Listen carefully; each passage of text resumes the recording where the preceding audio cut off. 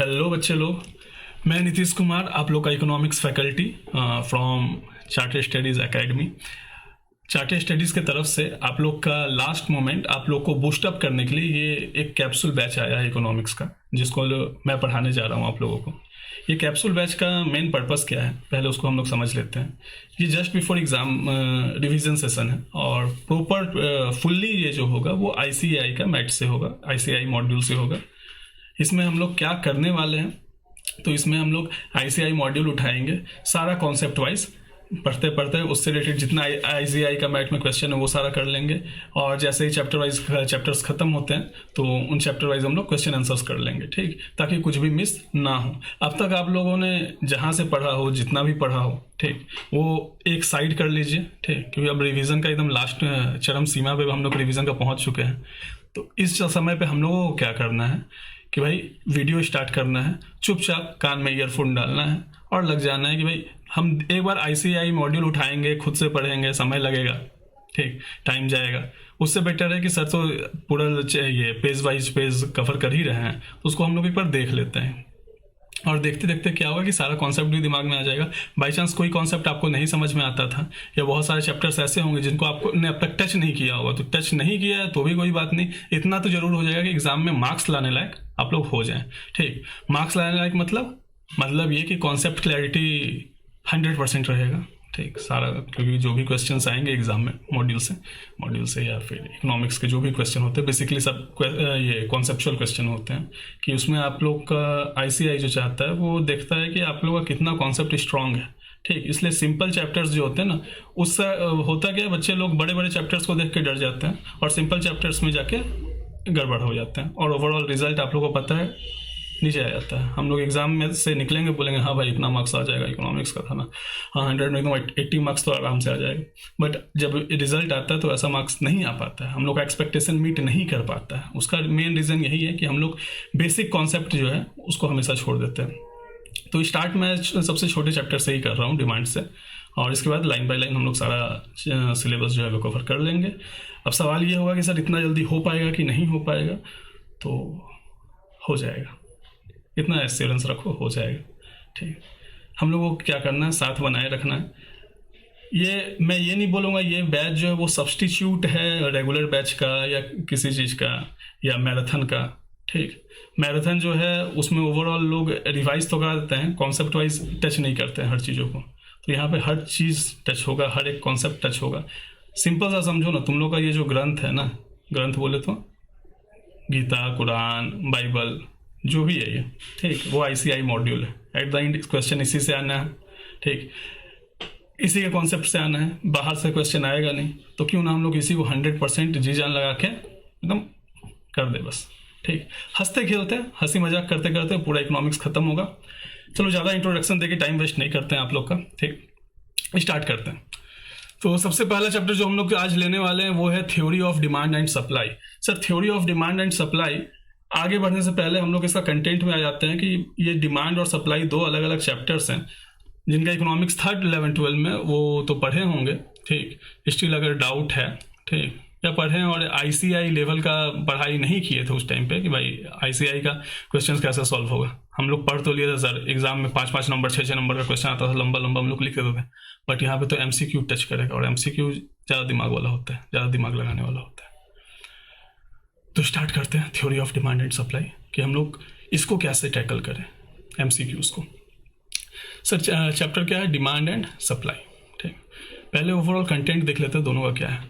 दोनों भाई है, ठीक है, डिमांड और सप्लाई ना दोनों भाई है।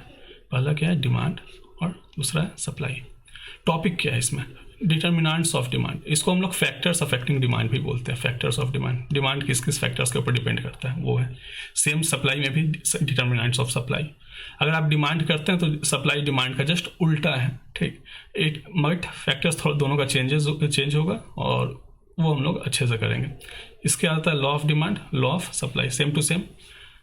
Demand schedule, demand curve, supply schedule, supply curve. सबसे मेन टॉपिक जो इसमें है, सबसे मेन वो है expansion and contraction of demand, increase and decrease in demand. इससे बाबू क्वेश्चन तुम लोग को एग्जाम में फिक्स मिलने वाला है, ठीक। इससे क्वेश्चन 100% एग्जाम में रहने वाला है। तो इसके लिए हम तुम लोग को एक चार्ट बनवाएंगे, ठीक है, छोटा सा चार्ट रहेगा, ज़्यादा तुम लोग को मेहनत नहीं करना पड़ेगा। चार्ट क्या है, मतलब उसको 2 लाइन में भी ख़त्म किया जा सकता था, स्टिल एक चार्ट के फॉर्म में इसलिए कर दिए ताकि यहाँ पे याद रहे कि हाँ सर कैसे होगा। ठीक, इतना गारंटी देता हूँ कि क्वेश्चन कोई मिस नहीं होगा, सारा कॉन्सेप्ट टच किया जाएगा इसमें। अब चलो आगे बढ़ते हैं। इलास्टिसिटी ऑफ डिमांड आता है। इलास्टिसिटी ऑफ डिमांड एक अलग चैप्टर है, ठीक, स्टिल हम लोग इसमें कवर कर रहे हैं उसको। इसमें थोड़ा सा न्यूमेरिकल्स मिलेगा और इससे भी एक क्वेश्चन रहेगा, इधर न्यूमेरिकल फॉर्म में और थ्योरी फॉर्म में। जो थ्योरी फॉर्म भी रहेगा, अगर आपका न्यूमेरिकल स्ट्रांग है, न्यूमेरिकल पार्ट, तब थ्योरी फॉर्म हो पाएगा।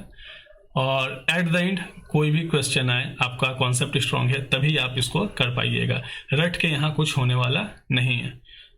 इसके बाद हम लोग सप्लाई, जो यहाँ पे हम एक्सपेंशन कॉन्ट्रैक्शन इन डिमांड पर, सेम यहाँ सप्लाई में भी मिलेगा। इलास्टिसिटी ऑफ डिमांड पर इलास्टिसिटी ऑफ सप्लाई भी मिलेगा। ठीक, तो हम लोग डिमांड पहले बहुत मेहनत करके इसको खत्म करेंगे और सप्लाई चुटकी बजाते ही खत्म हो जाएगा साथ साथ। फिर आता है थ्योरी ऑफ कंज्यूमर बिहेवियर, इससे भी क्वेश्चन रहेगा और बवाल कर देंगे यार, मज़ा आएगा पढ़ने में। चलो, ज़्यादा टाइम वेस्ट हम लोग को नहीं करना चाहिए। आगे आते हैं मीनिंग ऑफ डिमांड।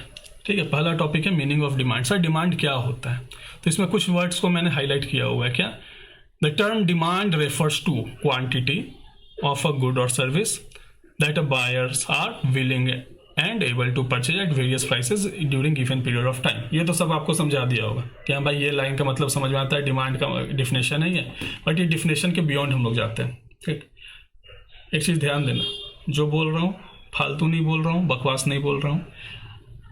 ये जो डिमांड का डिफिनेशन है, इससे आपका 2-3 MCQ हिट हो जाएगा। बस एक डिफिनेशन से कैसे होगा सर, एक लाइन का डिफिनेशन है, तो हम लोग सबको ही रटे हुए हैं, तो इससे कैसे MCQ हिट होगा? हिट होगा तो हम लोग बना लेंगे, नहीं, यहाँ कॉन्सेप्ट आएगा। अब चलो देखते हैं कॉन्सेप्ट कैसे आता है। सर डिमांड का मतलब क्या होता है? डिमांड का मतलब होता है क्वांटिटी ऑफ अ गुड और service that buyer are willing to and able to purchase at various prices during given period of time. इसको एक्सप्लेन करते हैं एक एग्जांपल से। फॉर एग्जांपल, मैं गया, मेरे घर के बगल में एक महावीर का जूस दुकान है, ठीक है, तो उसको हम लोग प्यार से महावीर जूस वाला दुकान का नाम है, तो हम लोग उसको प्यार से महावीर वाला बोलते हैं। तो वो गए, बोले हाँ महावीर, बोला हाँ भैया, बोले कि जूस कैसे दिया? तो बोलता है भैया मौसमी का दिया 50 रुपया और अनारस का दिया जूस, अनारस पाइनएप्पल जूस हो गया 80 रुपये का, 80 रुपीज़ का। तो मैं बोला अच्छा, मौसमी का 50 का और पाइनएप्पल 80 का दे रहा है। खैर अभी तो ज़िंदगी सूखा सूखा चल रहा है, पाइनएप्पल जूस पीने का कोई मतलब नहीं बनता। एक काम करते हैं कि मौसमी का पिला दो जूस मुझे, ठीक है। वो कैसे बोलते हैं, तो मुझे दे दो जूस, किसका? मौसमी का। तो महावीर बोला ठीक है सर, मैं आपको पिला देता हूँ जूस मौसमी का। ठीक, तो मौसमी का जूस पिला रहा था मेरे को ये लड़का। कितना का मौसमी का जूस दिया? 50 रुपये का। 50 का मौसमी का जूस मेरे को दिया।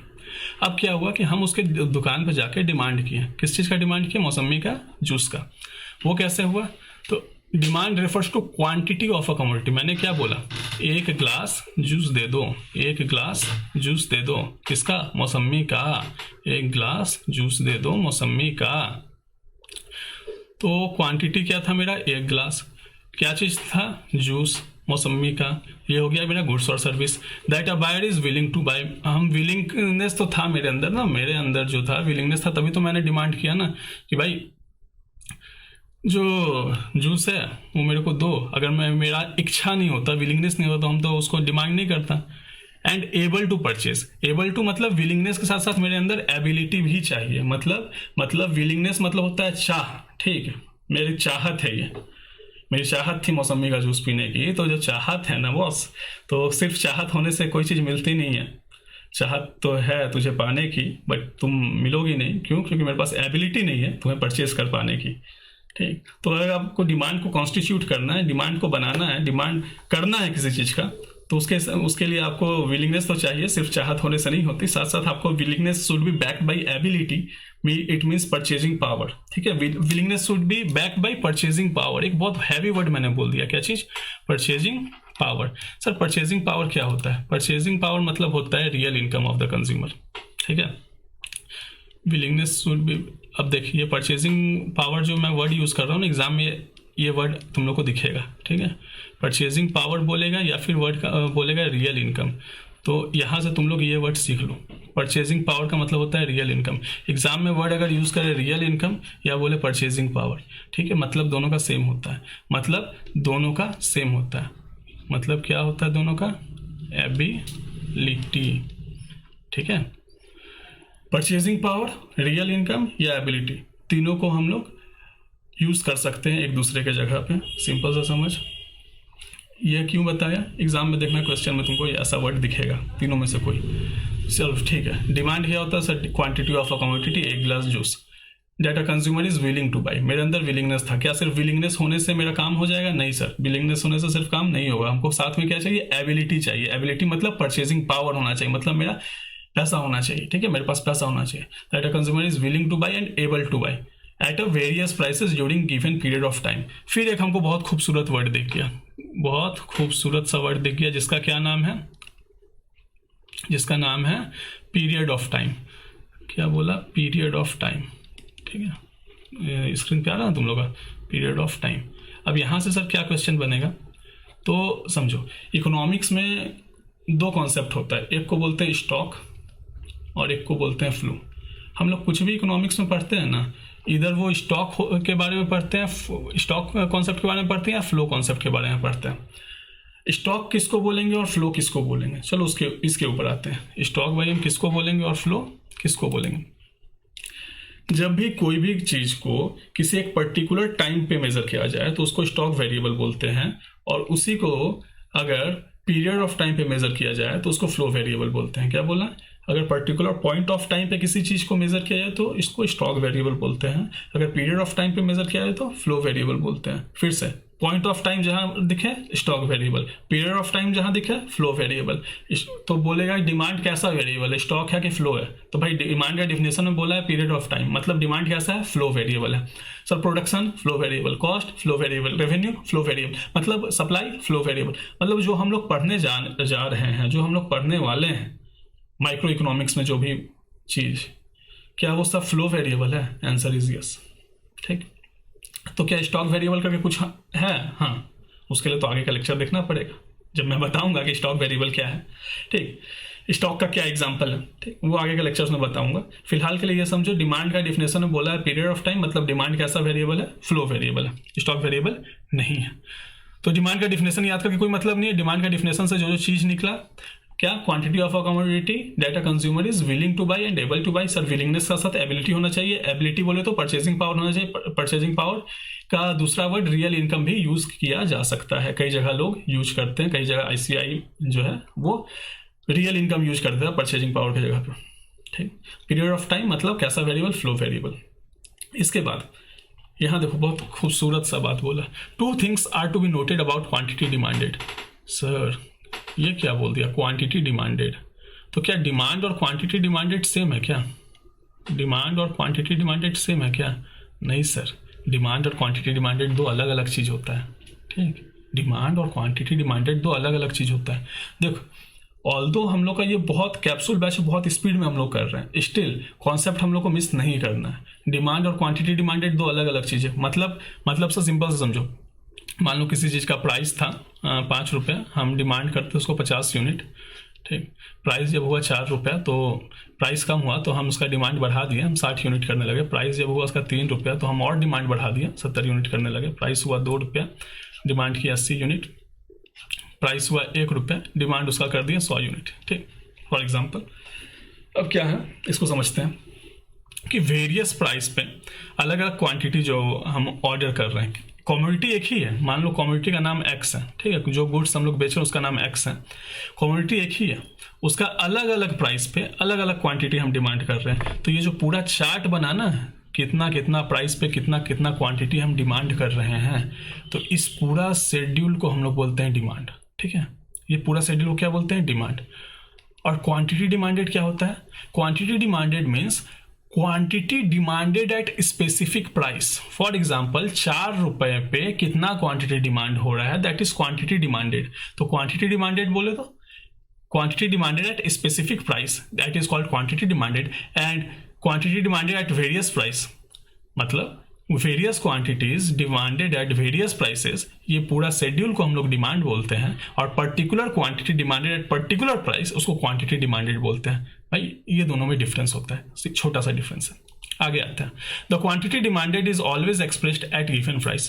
क्वांटिटी डिमांडेड क्या बोल रहे हैं, हमेशा एक गिवन प्राइस पे, हम बोले ना particular quantity demanded at particular price is called quantity demanded. तो quantity demanded always expressed at a given price, particular price. At different prices different quantities of a commodities are generally demanded. अलग अलग price पे अलग अलग quantity demand होता है, और इसको हम लोग क्या बोलते हैं, डिमांड बोलते हैं। ठीक, आगे आते हैं, तो quantity demanded is a flow variable. चलो क्वांटिटी डिमांडेड कैसा वेरिएबल है, फ्लो वेरिएबल है। वो तो अभी हम लोग सीख गए, फ्लो का मतलब क्या होता है भाई, वेरिएबल ने वर्ड लिखा है, but quantity demand is a flow concept है। ठीक, फ्लो वेरिएबल है। Stock point of time, flow period of time. ठीक है, इसके बाद हो गया है भाई ये टॉपिक। फिर आता है अगला topic, what are determinants of demand. Sir determinants of demand के लिए हम एक और वर्ड बोलेंगे, what are factors affecting demand. ठीक है, डिमांड कौन कौन से फैक्टर्स पे डिपेंड करता है। ठीक है, what are factors of demand, what are determinants of demand, same word.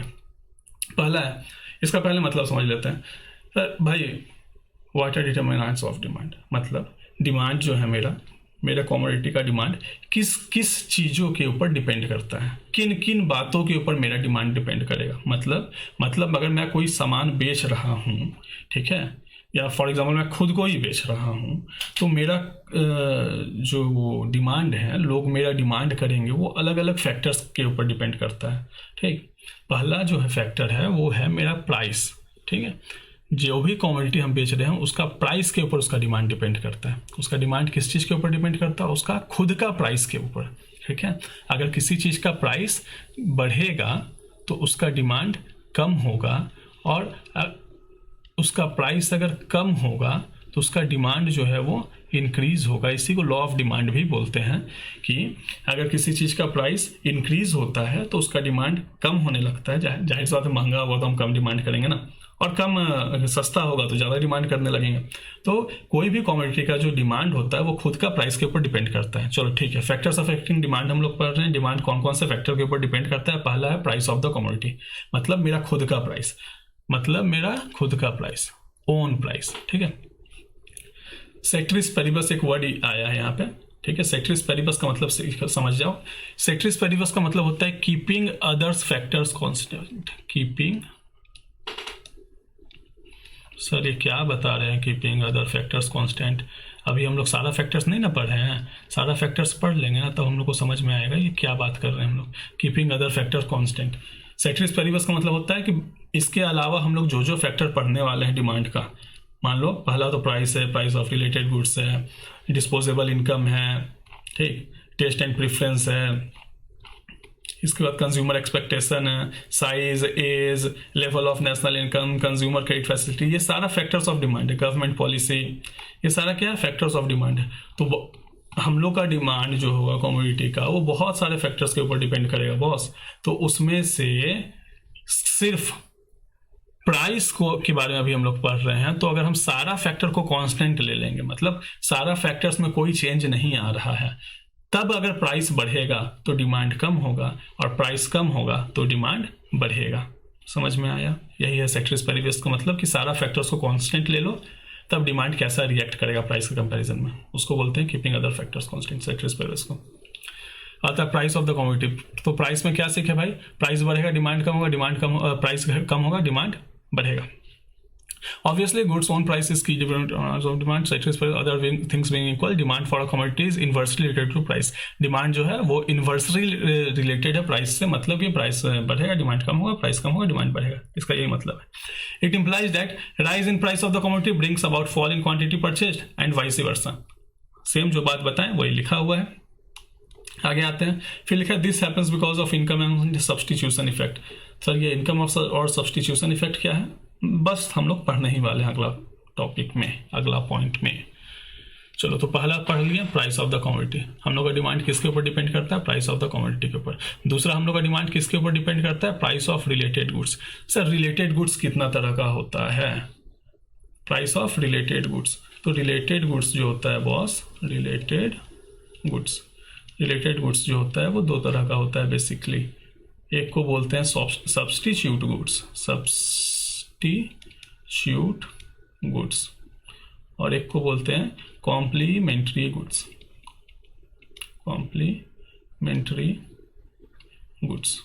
ठीक है।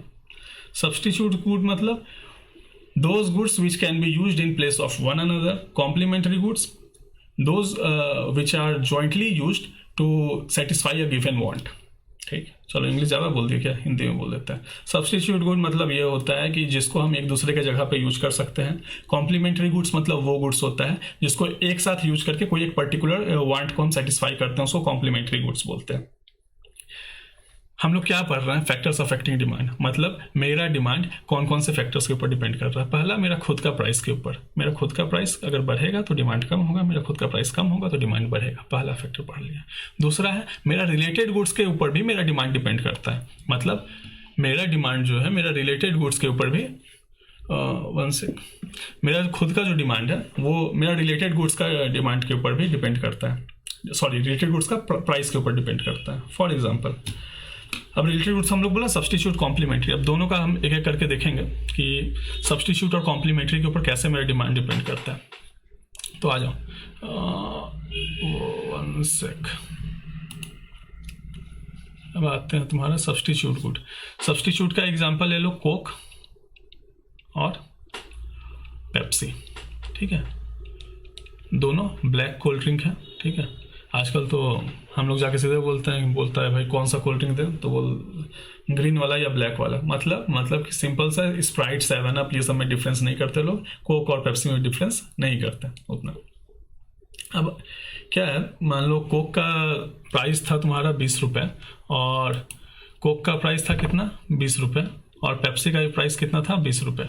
ठीक है, कोक और पेप्सी दोनों का प्राइस था 20-20 रुपये। अब क्या हुआ कि मैं हूँ पेप्सी, मैं कौन हूँ, पेप्सी, मैं खुद हूँ पेप्सी। अब होगा क्या कि कोक मेरा क्या हो गया, अगर मैं पेप्सी हूँ तो कोक मेरा सब्स्टिट्यूट गुड हो गया। क्या हो गया, सब्स्टिट्यूट गुड। ठीक, अब कहानी समझो थोड़ा ध्यान से कि कोक का प्राइस जो हो गया वो चेंज हो गया, मतलब कोक का प्राइस जो हो गया वो 20 नहीं रख के कोक ने अपना दाम कर दिया 15, और मेरा प्राइस मैंने कांस्टेंट रखा। ठीक है, मैं अपना प्राइस चेंज नहीं कर रहा हूँ, मगर मेरा सब्स्टिट्यूट वाला जो था वो अपना प्राइस चेंज कर लिया। अब क्या होगा, जब 15 रुपये हो जाएगा तो जो कस्टमर है ना, कस्टमर अपना 5 रुपये बचाने के लिए कस्टमर क्या करेगा, कस्टमर अपना 5 रुपये बचाने के लिए, जो मेरा कस्टमर था ना, मान लो ये दोनों जो था वो कोक पीता था और ये दोनों जो था वो पेप्सी पीता था। अब जैसे ही कोक का प्राइस चेंज हो जाएगा, इन लोग के माइंड में आएगा कि भाई कोक का तो प्राइस चेंज हो गया, कोक 15 रुपये में मिल रहा है, पेप्सी जो है 20 रुपये में मिल रहा है, तो भाई 5 रुपये एक्स्ट्रा क्यों लगाएं, हम भी इसी को पियेंगे, 5 रुपये बचेगा तो कुछ और खा लेगा, चॉकलेट खा लेगा। ठीक है, तो मेरा खुद का जो कस्टमर है ना भागने लगा। जब मेरा कस्टमर मेरा सब्स्टिट्यूट की तरफ भागने लगेगा तो मेरा जो डिमांड होगा वो क्या हो जाएगा, कम हो जाएगा, और कोक का जो डिमांड होगा वो क्या हो जाएगा, बढ़ जाएगा। क्योंकि कोक अपना प्राइस चेंज किया ना। अब मैं था पेप्सी वाला क्या बोल रहा है, भाई मेरा प्राइस तो मैंने उतना ही रखा था, बता दें, देखो ना यार मेरा डिमांड जो है ना वो कम हो गया, पेप्सी का डिमांड कम हो गया। क्यों कम हो गया, कैसे कम हो गया, क्योंकि उसका जो सब्स्टिट्यूट गुड था उसका प्राइस में चेंज आया। मतलब ये कि पेप्सी का डिमांड अपना सब्स्टिट्यूट का प्राइस के ऊपर भी डिपेंड करता है। हाँ जी, सही बात है। ठीक, तो सिंपल समझो कि सब्स्टिट्यूट गुड का प्राइस के ऊपर मेरा डिमांड डिपेंड करता है। अगर सब्स्टिट्यूट गुड का प्राइस कम होगा, तो जो मेरा कंज्यूमर होगा ना वो भी भागने लगेगा सब्स्टिट्यूट की तरफ, मेरा कंज्यूमर जो होगा वो भी सब्स्टिट्यूट की तरफ भागने लगेगा, तो मेरा डिमांड कम हो जाएगा। तो रिलेशन क्या बना कि अगर सब्स्टिट्यूट का ध्यान से समझो, सब्स्टिट्यूट का प्राइस कम होगा तो मेरा जो डिमांड है वो क्या होगा, माई डिमांड क्या होगा, मेरा डिमांड जो होगा वो कम होगा। कैसा रिलेशन है ये, डायरेक्ट रिलेशन है सर, कि सब्स्टिट्यूट का प्राइस कम होगा तो मेरा डिमांड कम होगा। अगर सब्स्टिट्यूट का प्राइस हम बढ़ा देंगे, फॉर एग्जांपल अगर ये 15 ना करके ये अपना 25 कर लेता, तो ये जो हम लोग देख रहा है इन लोग का मूवमेंट यहाँ से नहीं होता, उल्टा कोक वाला कस्टमर घूम के पेप्सी के पास आ जाता। ठीक है, तो मेरा डिमांड बढ़ जाता। ठीक ठीक है। सब्स्टिट्यूट का अगर प्राइस बढ़ जाएगा तो मेरा जो डिमांड होगा वो क्या होगा सर, मेरा डिमांड भी बढ़ जाएगा। इसका मतलब हम लोग क्या समझें कि सब्स्टिट्यूट का प्राइस गिरने से मेरा डिमांड बढ़ जाता है, सब्स्टिट्यूट का प्राइस बढ़ने से सब्स्टिट्यूट का प्राइस गिरने से मेरा डिमांड गिर जाता है, और सब्स्टिट्यूट का प्राइस बढ़ने से मेरा डिमांड बढ़ जाता है। मतलब मेरा डिमांड और सब्स्टिट्यूट का प्राइस में कैसा रिलेशन है सर, डायरेक्ट रिलेशन है। मेरा डिमांड और सब्स्टिट्यूट का प्राइस में कैसा रिलेशन है सर, डायरेक्ट रिलेशन है। तो डायरेक्ट रिलेशन है तो इसका कर्व कैसा बनेगा सर, चलो आओ अब हम लोग थोड़ा सा ग्राफ के ऊपर बात करते हैं। किसके ऊपर बात करेंगे हम लोग, थोड़ा सा ग्राफ के ऊपर बात करेंगे।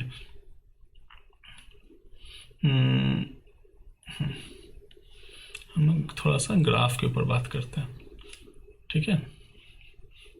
ऐसा क्यों बनाया सर हम ये फोटो, क्यों समझना ज़रूरी है। हम लोग इससे पहले पढ़े थे, मान लो ये प्राइस है, ये क्वांटिटी डिमांडेड है, एक्स एक्सिस वाई एक्सिस। अब बात ये है कि प्राइस और क्वांटिटी में जैसा रिलेशन रहेगा, मतलब एक्स एक्सिस और वाई एक्सिस पे जो भी चीज़ लिखा हुआ है, ये पूरा इकोनॉमिक्स के लिए मैं बता रहा हूँ, एक्स एक्सिस और वाई एक्सिस पे जो भी चीज़ लिखा हुआ है, अगर उन लोग में जैसा रिलेशन है उसके जैसा वैसा ही डिमांड बनता है, वैसा ही बीच का ग्राफ बनता है, उसका स्लोप वैसा ही होता है। प्राइस और क्वांटिटी में जैसा रिलेशन रहेगा उसके अकॉर्डिंगली स्लोप बनेगा। अगर सब्स्टिट्यूट गुड का हम बना रहे हैं ना, सब्स्टिट्यूट गुड्स का बना रहे हैं, स्पेलिंग पे मत जाओ, ठीक। तो इन लोग का प्राइस और क्वांटिटी में कैसा रिलेशन है, डायरेक्ट रिलेशन है। तो इसका जो डिमांड कर्व होगा ना वो अपवर्ड स्लोपिंग होगा। डिमांड कर्व कैसा हो जाएगा, अपवर्ड स्लोपिंग। कैसा होगा, अपवर्ड स्लोपिंग। इसका मतलब समझा तुम लोग, इसका मतलब ये हुआ कि सब्स्टिट्यूट के गुड्स का अगर प्राइस और डिमांड का रिलेशन देखेंगे तो वो डायरेक्ट रिलेशन है। डायरेक्ट रिलेशन तो डिमांड कर्व कैसा होगा, अपवर्ड स्लोपिंग होगा। तो चलिए ऊपर वाला बात करते हैं हम लोग। ऊपर वाला बोले तो अभी जो हम लोग किया यहाँ पे, पहला factor price of a commodity, तो मेरा खुद का प्राइस के साथ मेरा कैसा रिलेशन था, मेरा खुद का प्राइस के साथ तो मेरा सर इनवर्स रिलेशन था ना।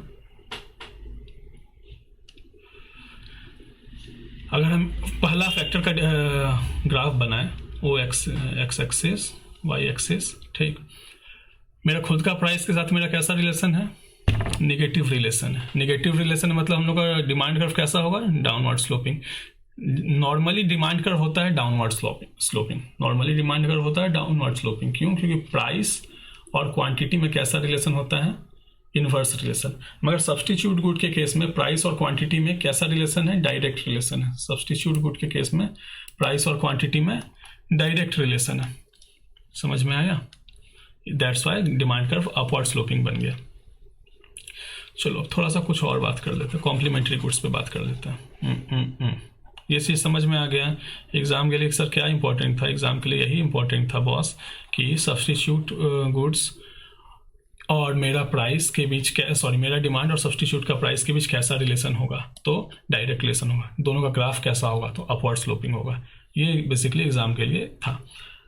मगर अब क्वेश्चन जो रहेगा, क्वेश्चन में एक दो पॉइंट्स को घुमा के देगा तुम लोग को। जो एमसीक्यू का ऑप्शंस आएगा ना, ऑप्शंस में ऐसा रहेगा कि जब ये सब्स्टिट्यूशन इफेक्ट होता है, ठीक है, तो किस किस कारण से होता है, ध्यान से समझना है। ये एग्जाम का क्वेश्चन मैं बता रहा हूँ। एग्जाम का क्वेश्चन में ऑप्शन घुमा देगा, बोलेगा सब्स्टिट्यूशन इफेक्ट जो है वो किस किस कारण की वजह से है। तो सब्स्टिट्यूशन इफेक्ट तो पहला तो है कि सब्स्टिट्यूट का प्राइस जो है वो कम होगा तो मेरा डिमांड कम होगा, सब्स्टिट्यूट का प्राइस बढ़ेगा तो मेरा डिमांड बढ़ेगा। वो डायरेक्ट रिलेशन है दोनों के बीच, एक वो फैक्टर है। दूसरा ये फैक्टर है कि लोग का जो स्विचिंग कॉस्ट है, स्विचिंग कॉस्ट मतलब जो लोग ऑलरेडी पेप्सी पी रहे थे, अगर उनको कोक में जाना है और जाने के लिए उनको कुछ पैसा खर्च करना पड़ रहा है, स्विचिंग कॉस्ट, ठीक, तब शायद मेरा डिमांड अफेक्ट ना करे कि लोग पैसा देके तो सब्स्टिट्यूट के पास जल्दी नहीं जाएंगे, ठीक। 3-4 फैक्टर ध्यान दो। पहला कि भाई दोनों के बीच कैसा रिलेशन, डायरेक्ट रिलेशन, ठीक, दैट्स वाई हम लोग का डिमांड कर्व अपवर्ड स्लोपिंग हो जाता है। दूसरा फैक्टर है कि लोग जो सब्सटीट्यूट की तरफ भाग रहे हैं, मेरे कस्टमर जो मेरा सब्सटीट्यूट की तरफ भाग रहे हैं, जरूर उसका जो स्विचिंग कॉस्ट होगा वो बहुत नेग्लिजिबल होगा या नहीं के बराबर होगा, दैट्स वाई वो लोग भाग रहे हैं। ठीक है, वो ऐसे ही हम लोग कस्टमर नहीं ले जा सकता, उसको कुछ ऑफर करना पड़ेगा तभी कस्टमर ले जाएगा, क्योंकि कस्टमर भी देखता है भाई मेरा अगर स्विचिंग कॉस्ट एकदम नेग्लिजिबल रहेगा तभी हम स्विच करेंगे, अदरवाइज हम नहीं करेंगे। फॉर एग्जाम्पल जियो और एयरटेल का हम लोग लेते हैं एग्जाम्पल। जियो एयरटेल का क्या सीन है कि मैं भाई एयरटेल का कस्टमर, मेरे को जियो से कॉल आया, जियो वाले ने बोला कि भैया आप मेरे में पोर्ट कर लीजिए अपना सिम, आपका जो नंबर है वही नंबर रहेगा और इसके अलावा जो रहेगा नंबर जो था वही रहेगा, ताकि कंज्यूमर को प्रॉब्लम ना हो स्विच करने में। दूसरा चीज़ ईजिली से स्विच कर सके। दूसरा बोलेंगे कि आपका जो है उतना का रिचार्ज कर लीजिए, आपका काम मतलब जो एयरटेल का पैक है उतना ही पैक हम लोग का भी, उतना ही में आपको ज़्यादा स्पीड नेट मिलेगा। तो हम बोले भाई सिंपल सा देख, मैं अभी एयरटेल यूज कर रहा हूँ, सालों से यूज कर रहा हूँ, मैं जियो में जाऊँगा तो फिर मेरे को रिचार्ज कराना पड़ेगा, 300 रुपये का सिम लूँगा, फिर 300 का रिचार्ज कराऊंगा, दुनिया भर का खर्चा है, मेरे को क्या है कुछ 600 रुपये खर्चा करूँगा बिना मतलब का। तो जियो वाले बोले नहीं सर, आप जब रिचार्ज करिएगा ना तो आपको मैं 200 रुपये कैशबैक दे दूँगा। कैशबैक दे दूंगा मतलब कंपनी खुद जानता है, जियो खुद जानता है कि अगर हम अपना सब्सटीट्यूट का कस्टमर को ले रहे हैं तो हमको उसका स्विचिंग कॉस्ट को एकदम नेग्लिजिबल करना होगा, तभी कस्टमर स्विच करेगा, अदरवाइज कस्टमर स्विच नहीं करने वाला। सिंपल सा समझ गया बात। तो नेग्लिजिबल रहेगा अगर स्विचिंग कॉस्ट, तभी कस्टमर जो है सब्सटीट्यूट वाला इधर से उधर घूमेगा, इधर से उधर डोलेगा। तो अब तक हम लोग बेसिक था। ठीक, अब आप लोग सोच रहे होंगे कि भाई सर जी आप बोले थे कि बहुत कैप्सूल बैच है, एकदम आराम से सॉरी डिटेल स्पीड में पढ़ाइएगा, मगर आप तो बहुत ज़्यादा डिटेल में पढ़ा रहे हैं। तो डिटेल में पढ़ाने का मेन पर्पस ये है कॉज इस टॉपिक से क्वेश्चन आएगा, और जिस टॉपिक से क्वेश्चन आएगा वहाँ पे हम लोगों को टाइम देना है। ठीक, क्योंकि एट द एंड हम लोग कितना आउटपुट जनरेट कर रहे हैं वो मैटर करता है। कि भाई हम अगर 4 चैप्टर ही पढ़े, हमारे 4 चैप्टर का जो क्वेश्चन आया सबको एकदम फोड़ के आ गए, तो भाई हमको वैसा ही पढ़ना है। But at the same time भी देख रहे हैं, जहाँ टॉपिक बेकार आएगा थोड़ा सा स्किप करेंगे, स्पीड में हम लोग चलेंगे वहाँ पे। ठीक, स्किप नहीं करेंगे, स्पीड में चलेंगे। ठीक, स्किप कुछ नहीं करेंगे। चलो हम लोग पढ़ लिए सब्सटीट्यूट गुड के बारे में। ठीक है, अब आते हैं कॉम्प्लीमेंट्री गुड्स के बारे में। ठीक है, सब्सटीट्यूट के बारे में पढ़ लिए, आते हैं अगला complementary goods. Sir complementary goods क्या होता है? कॉम्प्लीमेंट्री गुड्स का सबसे अच्छा एग्जाम्पल आप लोग देखे होंगे, सस्ता नहीं महंगा नशा, मतलब रजनीगंधा तुलसी। सर रजनीगंधा और तुलसी आप लोग नाम तो सुने होंगे कि भाई रजनीगंधा में तुलसी डाल के ही खाया जाता है। सारा एग्जाम्पल तो तुम लोग पढ़ा ही होगा, अभी थोड़ा रजनीगंधा तुलसी के बारे में सीख लो। रजनीगंधा, मुंह में रजनीगंधा कदमों में दुनिया। सर रजनीगंधा का एक कॉम्प्लीमेंट्री गुड्स है तुलसी। रजनीगंधा मान लो आता है 18 रुपये का, मैं खाता नहीं हूँ, स्टिल रेट पता रहना जरूरी है, मार्केट में हो ना। तो रजनीगंधा आता है 18 रुपये का और तुलसी आता है 7 रुपये का। ठीक, अब क्या है कि दोनों को आदमी साथ में खाता है। ठीक, रजनीगंधा, मैं हूँ रजनीगंधा, सॉरी मैं बन जाता हूँ तुलसी, रजनीगंधा तुम लोग हो रजनीगंधा, मैं हूँ तुलसी। ठीक, तुलसी का जो डिमांड है वो रजनीगंधा का प्राइस के ऊपर डिपेंड करेगा।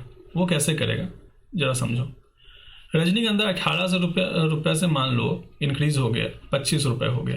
ठीक, तो जो रजनीगंधा कस्टमर खाते थे, ठीक, रजनीगंधा जो कस्टमर खाते थे वो कुछ और सब्सटीट्यूट पे जाएंगे। अब मैं उसका सब्सटीट्यूट का भी नाम ले लूँगा, फिर तुम लोग बोलेगा नहीं सर आप तो खाते हैं। नहीं हम खाता नहीं हूँ। इसका सब्सटीट्यूट है बाबा, नवरत्न, ये सब आता है गुटखा। ठीक, ऑलमोस्ट सेम रेट का रहता है। तो अगर रजनीगंधा अपना प्राइस बढ़ा लेता है, ठीक है, 18 से 25 कर लेता है, तो इसका खुद का डिमांड क्या होगा? इसका खुद का डिमांड कम हो जाएगा। रजनीगंधा अपना अगर प्राइस बढ़ाएगा तो इसका खुद का डिमांड कम हो जाएगा। और तुलसी जो बेचारा 7 रुपये का था और 7 रुपये का ही रह गया, ठीक, उसका डिमांड के ऊपर क्या इफेक्ट पड़ेगा? अगर रजनीगंधा कम बिकेगा तो जाहिर सी बात है तुलसी भी कम बिकेगा, तुलसी का डिमांड भी कम हो जाएगा। क्या तुलसी का प्राइस में कोई चेंज आया? क्या प्राइस में तो कोई चेंज नहीं है भाई, तुलसी का प्राइस में नो चेंज है। स्टिल तुलसी का डिमांड कम हो गया। क्यों? क्योंकि रजनीगंधा का प्राइस बढ़ गया।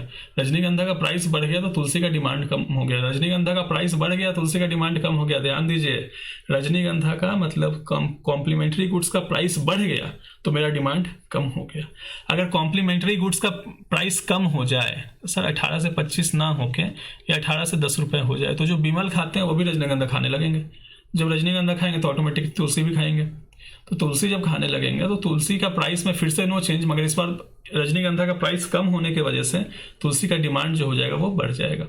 मतलब हुआ क्या सर कि मेरे कॉम्प्लीमेंट्री गुड्स का अगर प्राइस बढ़ जाता है तो मेरा डिमांड कम हो जाता है, और कॉम्प्लीमेंट्री गुड्स का प्राइस कम हो जाता है तो मेरा डिमांड बढ़ जाता है। तो इन लोग दोनों में कैसा रिलेशन हुआ, इन लोग दोनों में कैसा रिलेशन हुआ, इन लोग दोनों में हुआ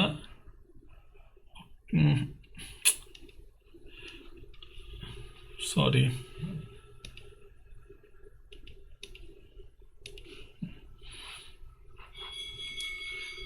रजनीगंधा और तुलसी में कैसा रिलेशन है सर, डायरेक्ट रिलेशन है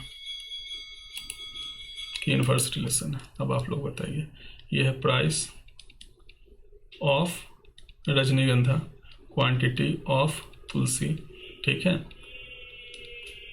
आप बताओ कि रजनीगंधा का प्राइस बढ़ा तो तुलसी का डिमांड क्या हुआ, कम हुआ या ज़्यादा हुआ?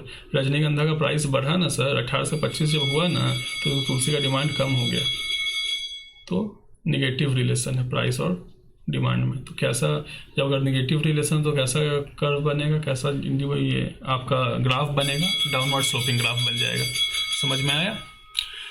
तो ओवरऑल पूरा डिस्कशन से हम लोग क्या जाने, ओवरऑल पूरा डिस्कशन जो हम लोग किए हैं उससे हम लोग यही जाने कि सब्स्टिट्यूट गुड और उसका प्राइस में डायरेक्ट रिलेशन है, और कॉम्प्लीमेंट्री गुड्स और उसका प्राइस में इन्वर्स रिलेशन है। तो सब्स्टिट्यूट गुड्स और उसका प्राइस के बीच अपवर्ड स्लोपिंग डिमांड कर्व रहेगा, और कॉम्प्लीमेंट्री और उसका प्राइस के बीच डाउनवर्ड स्लोपिंग डिमांड कर्व रहेगा।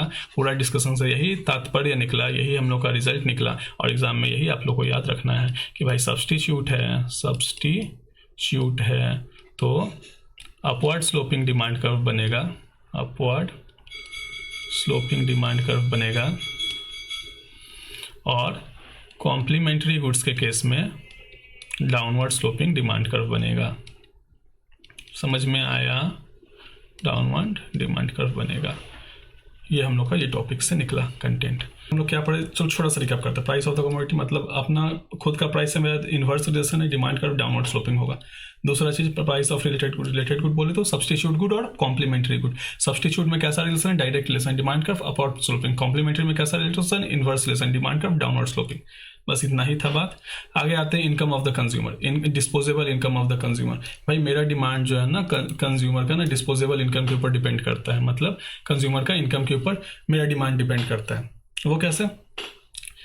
तो सर जब भी आप ये डिस्पोजेबल इनकम वाला टॉपिक पढ़िएगा तो इसके अंदर आपको बेसिकली दो गुड्स के बारे में पढ़ना पड़ेगा। तीन होता है, बुक में दो दिया है। एक होता है नॉर्मल गुड्स और एक होता है इन्फीरियर गुड्स, एक होता है इन्फीरियर गुड्स, ठीक है। इन्फीरियर गुड्स, नॉर्मल गुड्स क्या होता है, ठीक। आपको अगर नोट करना है मेरे साथ साथ नोट कर लीजिए, बिकॉज मैं उसका रिलेज करते हुए निकल रहा हूँ। नॉर्मल गुड्स मतलब रोटी कपड़ा मकान। अगर कंज्यूमर का जो डिस्पोजेबल इनकम है, डिस्पोजेबल इनकम मतलब जिसको वो खर्चा करता है, ठीक है, वो खर्चा करने वाला अगर उसका इनकम बढ़ जाता है तो मेरा डिमांड जो होता है नॉर्मल गुड्स का वो भी बढ़ जाता है। सॉरी क्या बोला मैंने, अगर कंज्यूमर का इनकम इंक्रीज हो जाता है, कंज्यूमर का क्या हो जाए, इनकम अगर इंक्रीज हो जाए, मेरा इनकम अगर इंक्रीज हो जाए, कंज्यूमर का इंक्रीज हो जाए इनकम, तो उसका नॉर्मल गुड्स का जो डिमांड होता है वो भी क्या होता है, बॉस, इंक्रीज हो जाता है। क्यों? नॉर्मल गुड्स बोले रोटी कपड़ा मकान, जो बेसिक गुड्स होता है। अगर पहले मेरे पास कम पैसा था तो हम कम कपड़ा खरीदते थे, ठीक है, घर नहीं खरीदते थे, खाने का सामान थोड़ा कम खरीदते थे। बट जैसे ही मेरा इनकम बढ़ जाएगा तो जाहिर सी बात हम ज़्यादा जूता कपड़ा मोबाइल ये सब खरीदेंगे। तो इनकम के ऊपर मेरा डिमांड डिपेंड करता है। कैसा रिलेशन होता है बॉस, तो रिलेशन जो होता है ये होता है डायरेक्ट रिलेशन कि अगर मेरा डिस्पोजेबल इनकम बढ़ता है तो मेरा डिमांड बढ़ता है, डिस्पोजेबल इनकम कम होता है तो मेरा डिमांड कम होता है, ठीक है। ये सही नहीं आया।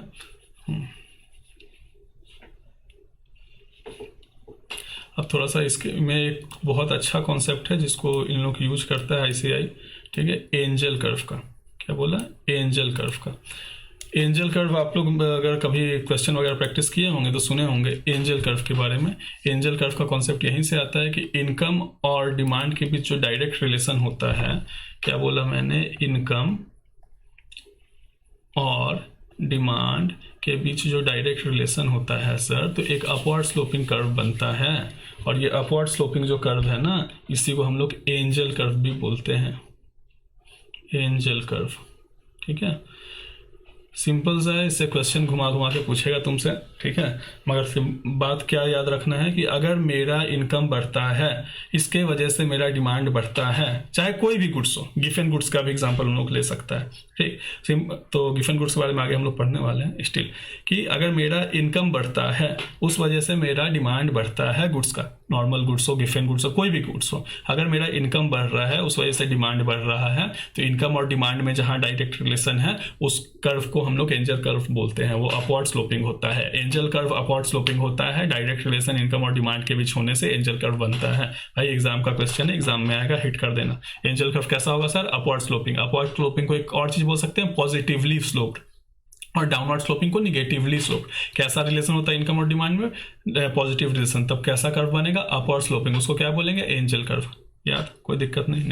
अगला होता है इंफीरियर गुड्स। इंफीरियर गुड्स क्या होता है बॉस? इंफीरियर गुड्स बोले तो low quality good, low standard goods.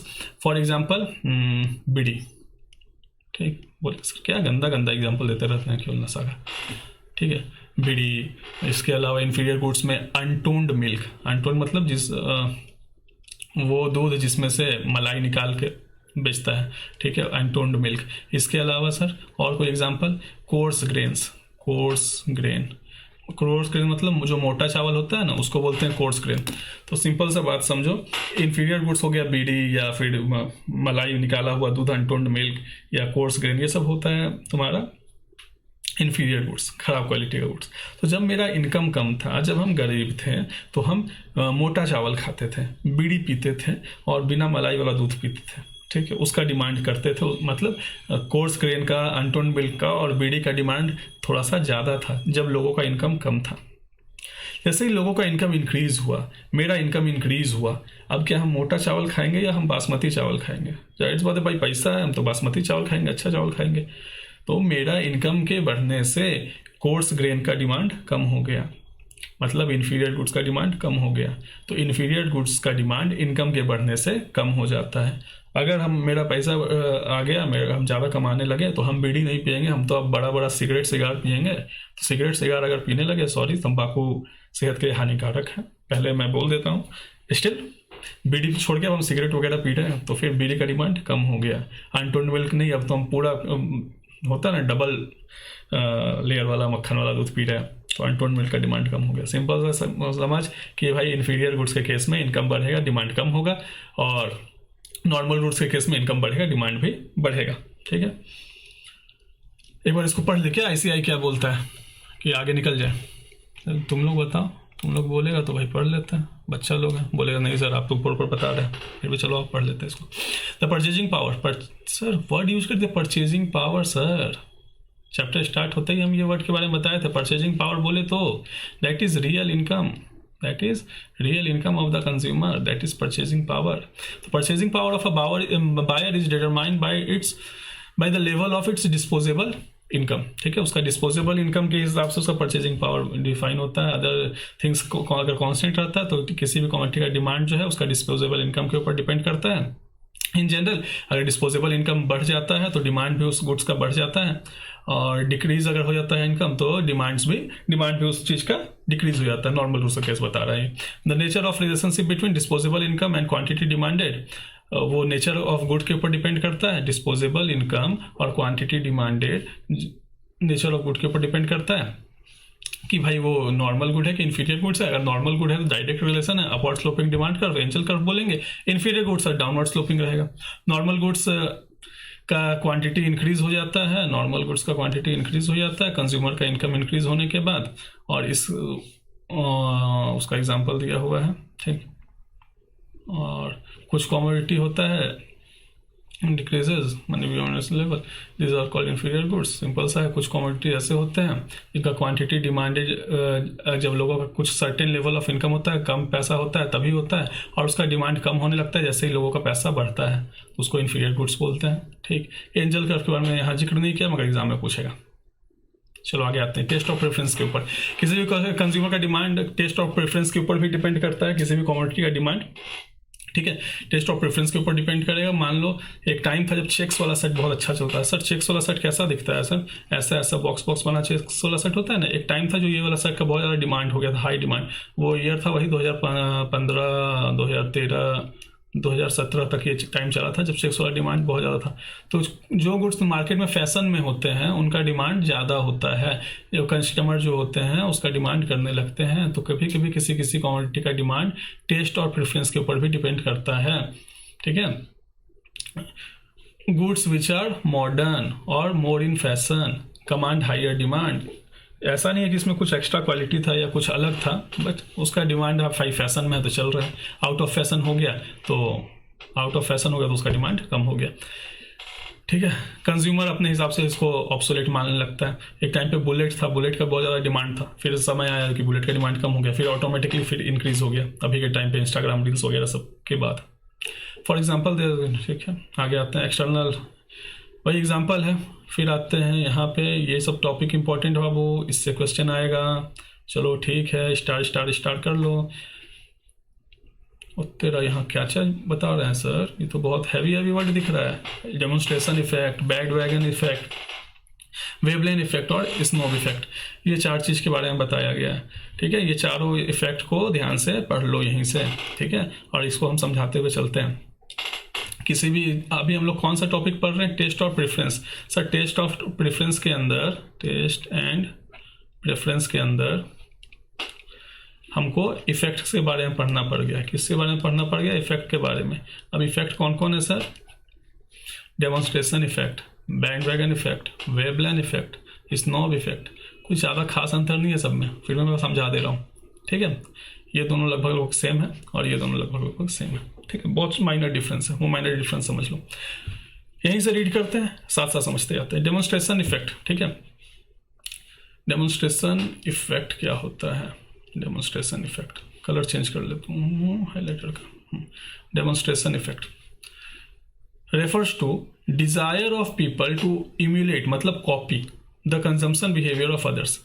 कुछ लोगों का आदत होता है दूसरे का कंजम्पशन बिहेवियर को देख के कॉपी करना। फॉर एग्जाम्पल आपके दोस्त लोग भी ऐसे होंगे कि भाई जैसा तू कपड़ा पहना है ना वैसा ही कपड़ा मेरे को भी खरीदना है, जैसा तुम मोबाइल लिया है ना वैसा हमको भी मोबाइल लेना है। ठीक है। तो अगर किसी का बिहेवियर को देख के, कोई प्रोडक्ट को देख के हम भी कॉपी करके वैसा ही प्रोडक्ट खरीदें, सर आईफोन सर एक डिमांड नहीं है, मतलब ज़रूरत नहीं है मेरे को, उसका रिक्वायरमेंट नहीं है। स्टिल भाई वो तो आईफोन 16 ले लिया तो हम भी ले लेंगे। मेरा तो आईफोन 14 नहीं है, मार्केट में मेरे को वैसा कितना गंदा नज़र से देखा जाएगा। तो मैच करने के लिए उसको, ठीक है, कॉपी करने के लिए लोग दूसरा कमोडिटी का डिमांड बढ़ा देते हैं, कि एक पर्टिकुलर कमोडिटी का डिमांड बढ़ा देते हैं। उसी को बोलते हैं डेमोन्स्ट्रेशन इफेक्ट। हम तुमको कॉपी कर रहे हैं, डेमोन्स्ट्रेशन इफेक्ट। ठीक है। किसी को कॉपी करना। In other words people buy हो गया। In other words people buy और have things because they see other peoples are able to have them. ठीक है। हमको दिख रहा है कि मेरा दोस्त के पास भी ना एबिलिटी है उसको खरीदने का, तो हम भी उसको खरीद लेते हैं, भले EMI पे क्यों ना खरीद लें। ठीक है। आगे आते हैं। अगला है बैंडवैगन इफेक्ट। बैंडवैगन इफेक्ट क्या होता है?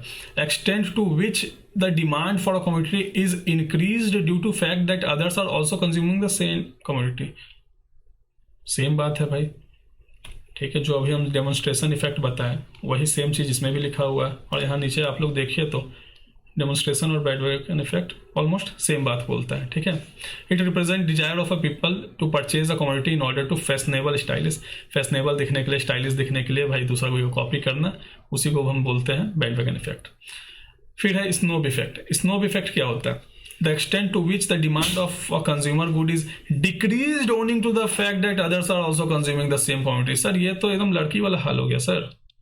मान लो एक पार्टी में हम गए, ये हम हैं, और यहाँ एक रैंडम मेरे को इंसान मिला, जैसा मेरा कपड़ा वैसा इसका कपड़ा। हम बोले अरे भाई भाई भाई हम लोग चलना गला मिल लेते हैं।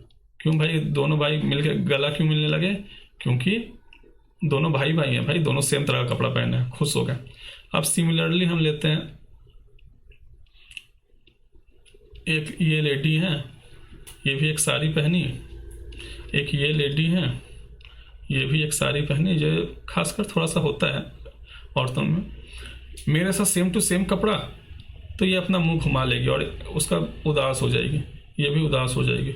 मैं तो सोची थी मैं सबसे अलग दिखूंगी, ये भी मेरे जैसा पहन के आ गई।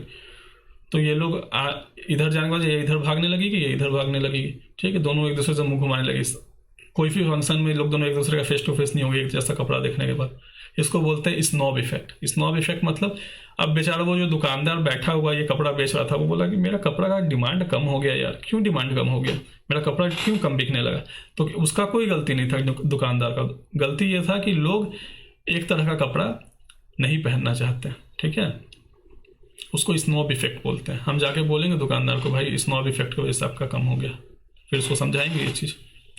This represents the desire of the people to be exclusive. इसका मतलब होता है कि भाई हम सबसे एक्सक्लूसिव है, हम सबसे अलग है, हमको सबसे अलग दिखना है, तुम भी मेरे जैसा कपड़ा पहनेंगे, छोड़ो हटाओ ये कपड़ा को, हम दोबारा जिंदगी में नहीं पहनेंगे। टू बी डिफरेंट, डिफरेंट दिखने के लिए ऐसा ऐसा लोग करते हैं, ठीक।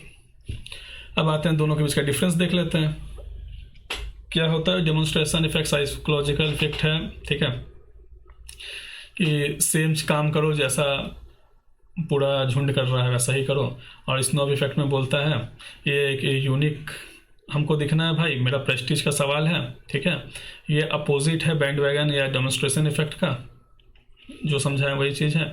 एक list to increase in demand, और इसके वजह से डिक्रीज इन डिमांड हो जाता है, एग्जाम्पल दिया हुआ है, ठीक है।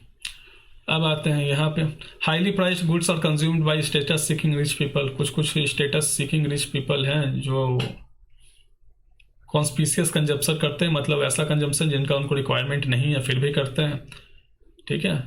क्यों? क्योंकि हमको अमीर दिखना है। आजकल दुनिया बर्बाद है, यंग जनरेशन इसी चीज़ में बर्बाद है, उनको अमीर होना नहीं, उनको अमीर दिखना है, ठीक है। तो status seeking rich people status के चक्कर में कॉन्स्पिशियस कंजप्शन करता है, और उसी को हम लोग क्या बोलते हैं, वेवलेन इफेक्ट, ठीक। और एक छोटा सा यहाँ पे एक पॉइंट समझ लो, पॉइंट क्या है, expensive car jewellery, the distinction between snob.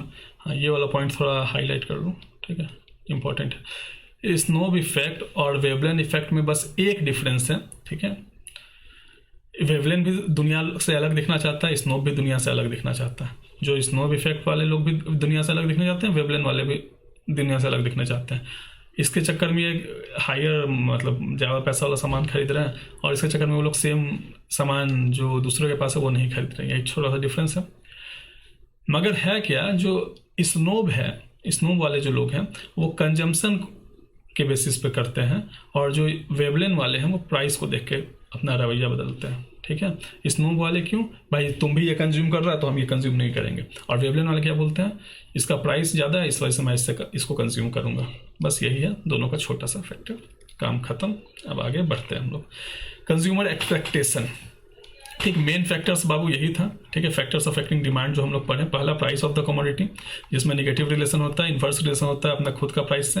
Price of related good, related good में सब्सटीट्यूट, कॉम्प्लीमेंट्री, सब्सटीट्यूट में डायरेक्ट रिलेशन, कॉम्प्लीमेंट्री में इन्वर्स रिलेशन, डाउनवर्ड स्लोपिंग और अपवर्ड स्लोपिंग हो गया। डिस्पोजेबल इनकम, उसके हिसाब से दो गुड्स, तुम्हारा नॉर्मल और इन्फीरियर। नॉर्मल के केस में डायरेक्ट रिलेशन होगा, upward sloping demand curve, angel curve बोलेंगे, और इन्फीरियर के केस में डाउनवर्ड स्लोपिंग डिमांड कर्व हो जाएगा। फिर आगे आते हैं हम लोग taste and preference. Taste of preference में घुसे हैं तो फिर डेमोन्स्ट्रेशन, बैंड वैगन, वेवलेन और स्नोब इफेक्ट के बारे में हम लोग पढ़ लिए। अब आते हैं हम लोग कंज्यूमर एक्सपेक्टेशन, कि कंज्यूमर एक्सपेक्टेशन के ऊपर भी डिमांड डिपेंड करता है। फॉर एग्जांपल, अगर कंज्यूमर को लग रहा है फ्यूचर में अकाल आने वाला है, कोरोना फिर से आने वाला है, चाइना में फिर से वायरस आ गया, तो जाहिर सी बात है चाइना में जब वायरस अपना चरम सीमा में चल जाएगा और इंडिया में भी केसेस बढ़ने लगेगा, तो आप लोग देखे होंगे जैसा कोविड के टाइम हुआ था कि जो चीनी 40 रुपये केजी उस टाइम पे था, वही चीनी 100 रुपये केजी भी बिक रहा था, फिर भी दुकान के आगे लंबा लाइन लगा हुआ था। मतलब डिमांड कमोडिटी का प्राइस बढ़ने के बाद भी बढ़ने लगा, और ऑटोमेटिकली बढ़ने लगा डर से कि फ्यूचर में इसका प्राइस बढ़ जाएगा। या किसी कभी कंज्यूमर का एक्सपेक्टेशन है कि भाई मेरा फ्यूचर में इस साल इनकम कम होने वाला है, तो अभी मेन चीज़ खरीद के रख लो, ठीक है।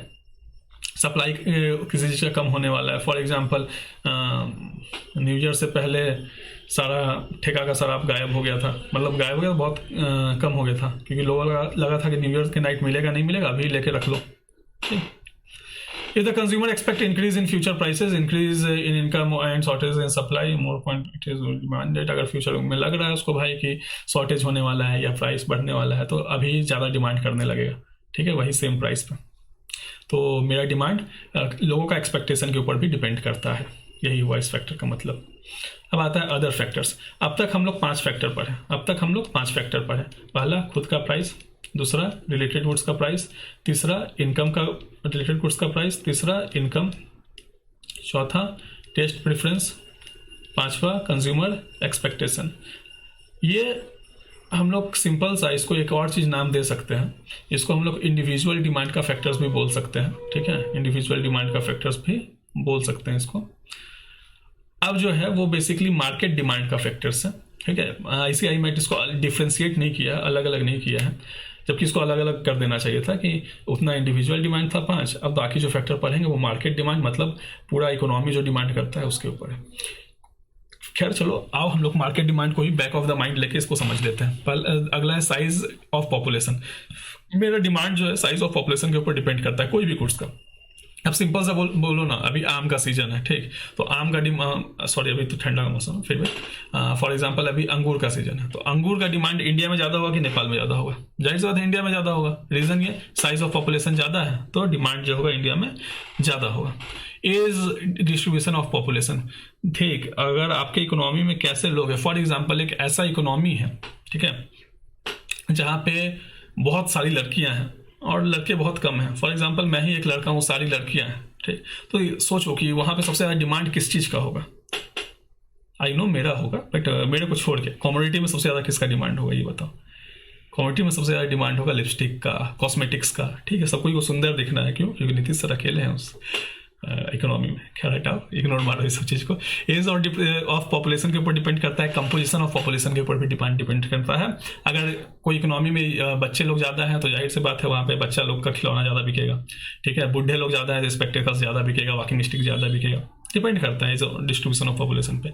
लेवल ऑफ इनकम पे, अगर इनकम इक्वली डिस्ट्रीब्यूटेड है इकोनॉमी के अंदर, ठीक है, जो कि इंडिया में नहीं है, ठीक, तो वहाँ डिमांड ज़्यादा होगा, ठीक, सबके पास पैसा रहेगा, सबको ही खर्चा करेगा। अगर नेशनल इनकम अनइक्वली डिस्ट्रीब्यूटेड है, मतलब कुछ लोग बहुत कम गरीब हैं, कुछ लोग बहुत अमीर है, तो जो अमीर लोग रहेंगे वो ज़्यादा डिमांड करेंगे, जो गरीब लोग रहेंगे वो कम डिमांड करेंगे, तो ओवरऑल डिमांड जो होगा वो कम रहेगा।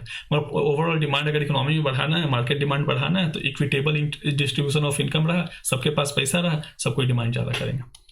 कंज्यूमर क्रेडिट फैसिलिटी और इंटरेस्ट रेट, आजकल जैसा हो गया EMI का सुविधा बहुत ईजिली मिलने लगा है लोगों को, ठीक है, तो इसके ऊपर भी डिमांड डिपेंड करता है कि अगर किसी इकोनॉमी के अंदर क्रेडिट फैसिलिटी जो है वो बहुत जल्दी मिल जा रहा है, बहुत ईजिली मिल जा रहा है, तो वहाँ के पे लोग ज़्यादा डिमांड करेंगे। और इंटरेस्ट रेट अगर कम इंटरेस्ट रेट है तो भाई लोग कर्ज लेके भी डिमांड करेंगे, यही है, पढ़ोगे तो वही मिलेगा। फिर आता है गवर्नमेंट पॉलिसी और रेगुलेशन, गवर्नमेंट का टैक्स, एक्सपेंस, सब्सिडी के ऊपर भी डिमांड डिपेंड करता है। फॉर एग्जांपल बहुत अच्छा क्वालिटी का सीड्स था, ठीक है, जो हमको खेत में अपना लगाना था, किसानों को खेत में चाहिए होता है सीड्स, ठीक, और एक है अच्छा क्वालिटी का सीड्स, एक है ख़राब क्वालिटी का सीड्स। अगर ख़राब क्वालिटी का सीड्स का लेगा तो पौधा उतना ग्रो नहीं करेगा, ज़्यादा आउटपुट नहीं निकाल पाएगा। अच्छा क्वालिटी का सीड्स लेगा तो ज़्यादा आउटपुट निकलेगा।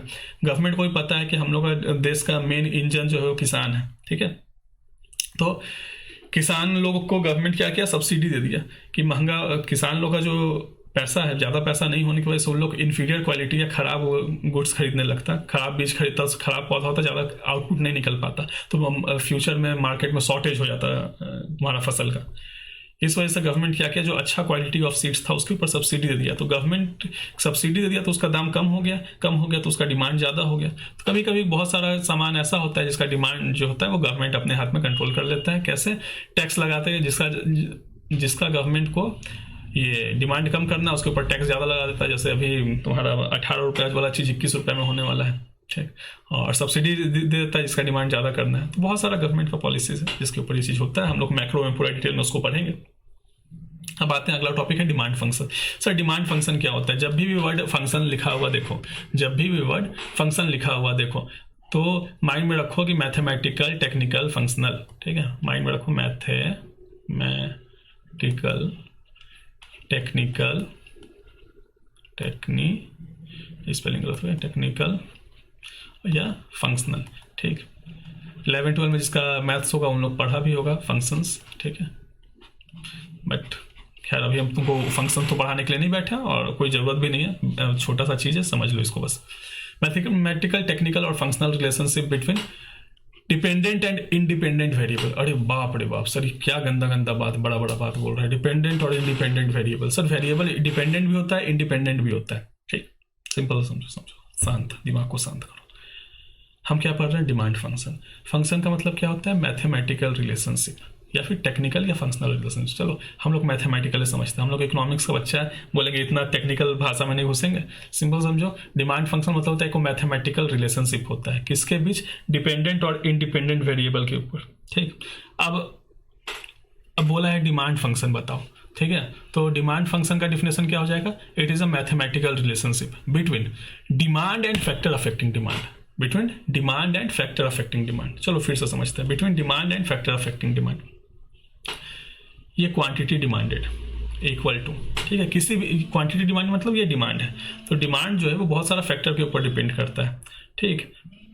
ये हो गया function, price of the commodity, price of related goods, income of the consumer, ठीक है। तो ये सारा फैक्टर्स के ऊपर डिमांड डिपेंड करता है, और जो फैक्टर्स हम लोग पढ़े हैं इसी कर दो, तो इसी को बोलते हैं demand function. It is a mathematical relationship between demand and factors affecting demand. जो उसमें लेफ्ट हैंड साइड रहता है उसको डिपेंडेंट वेरिएबल बोलते हैं, इसको डिपेंडेंट बोलते हैं, और जो राइट हैंड साइड होता है उसको इंडिपेंडेंट बोलते हैं, ओके। चलो अब इसके बाद आते हैं हम लोग, हाँ चलो बच्चों अब आगे आते हैं हम लोग। वो सारा फैक्टर्स अफेक्टिंग डिमांड हम लोग पढ़ लिए, ठीक है, डिमांड पढ़ लिए, आपका क्या था डिमांड फंक्शन वो भी समझ गए कि भाई डिपेंडेंट वेरिएबल होता है, इंडिपेंडेंट होता है, जो लेफ्ट हैंड साइड होता है उसको डिपेंडेंट बोलते हैं, जो राइट हैंड साइड होता है इंडिपेंडेंट बोलते हैं। लेफ्ट हैंड वाला डिपेंड करता है राइट हैंड साइड वाला पे, मतलब ये कि डिमांड डिपेंड करता है, मतलब कि डिमांड डिपेंड करता है फैक्टर्स के ऊपर। इसमें से इंडिपेंडेंट मतलब भाई ये चेंज हो सकता है, और डिपेंडेंट बोले तो क्यू जो है ना वो डिपेंड कर रहा है, अगर पी चेंज हो गया तो भी क्यू चेंज हो जाएगा, वाई चेंज हो गया इनकम ऑफ द कंज्यूमर तो भी पी चेंज हो जाएगा, ठीक है। Price of related goods that is P R, ठीक है, वो उसके चेंज होने से भी डिमांड चेंज हो जाएगा। तो लेफ्ट हैंड साइड हमेशा डिपेंडेंट होगा, राइट हैंड साइड वाला इंडिपेंडेंट होगा। इसी मैथमेटिकल रिलेशनशिप को हम लोग डिमांड फंक्शन बोलते हैं, ठीक है। और डिमांड फंक्शन जब भी हम लोग न्यूमेरिकल फॉर्म में लिखेंगे ना, ये तो बहुत लंबा ऐसा तुम लोग को दे दिया है, ठीक है। डिमांड फंक्शन बना के एक शॉर्ट में लो, डिमांड फंक्शन मतलब क्यू इज इक्वल्स टू, ठीक है, quantity demand is equals to, मान लो एक कांस्टेंट लेते हैं कोई अमाउंट 20 प्लस नहीं होगा, माइनस होगा, क्या होगा -20 -4p, ठीक है। सर जब भी डिमांड फंक्शन बनेगा ये माइनस का साइन रहेगा प्राइस के सामने, क्योंकि प्राइस और डिमांड में कैसा रिलेशन है, निगेटिव रिलेशन है। तो अगर ऐसा एग्जाम में क्वेश्चन आ जाए और इस यहाँ पे क्यू के बोलेगा क्यू का वैल्यू फाइंड करना, ठीक, इसमें एक और तुमको दे देगा, प्राइस पूछ लेगा, क्यू मान ले देगा 250, ठीक है, और बोलेगा बताओ प्राइस क्या होगा। तो सिंपल सा बात है, जिस तरह हम लोग मैथ सॉल्व करते हैं, 4p इधर चल जाएगा, प्लस हो जाएगा, और ये तुम्हारा पहला चीज़ है कि नेगेटिव का साइन हट जाएगा, रीज़न ये होगा क्योंकि ये negative relationship, that's why negative का साइन है। 250 इधर आ जाएगा तो 230 हो जाएगा, ठीक है, और 4 डिवाइड बाई 230 जो आंसर आएगा वो आपका आंसर हो जाएगा।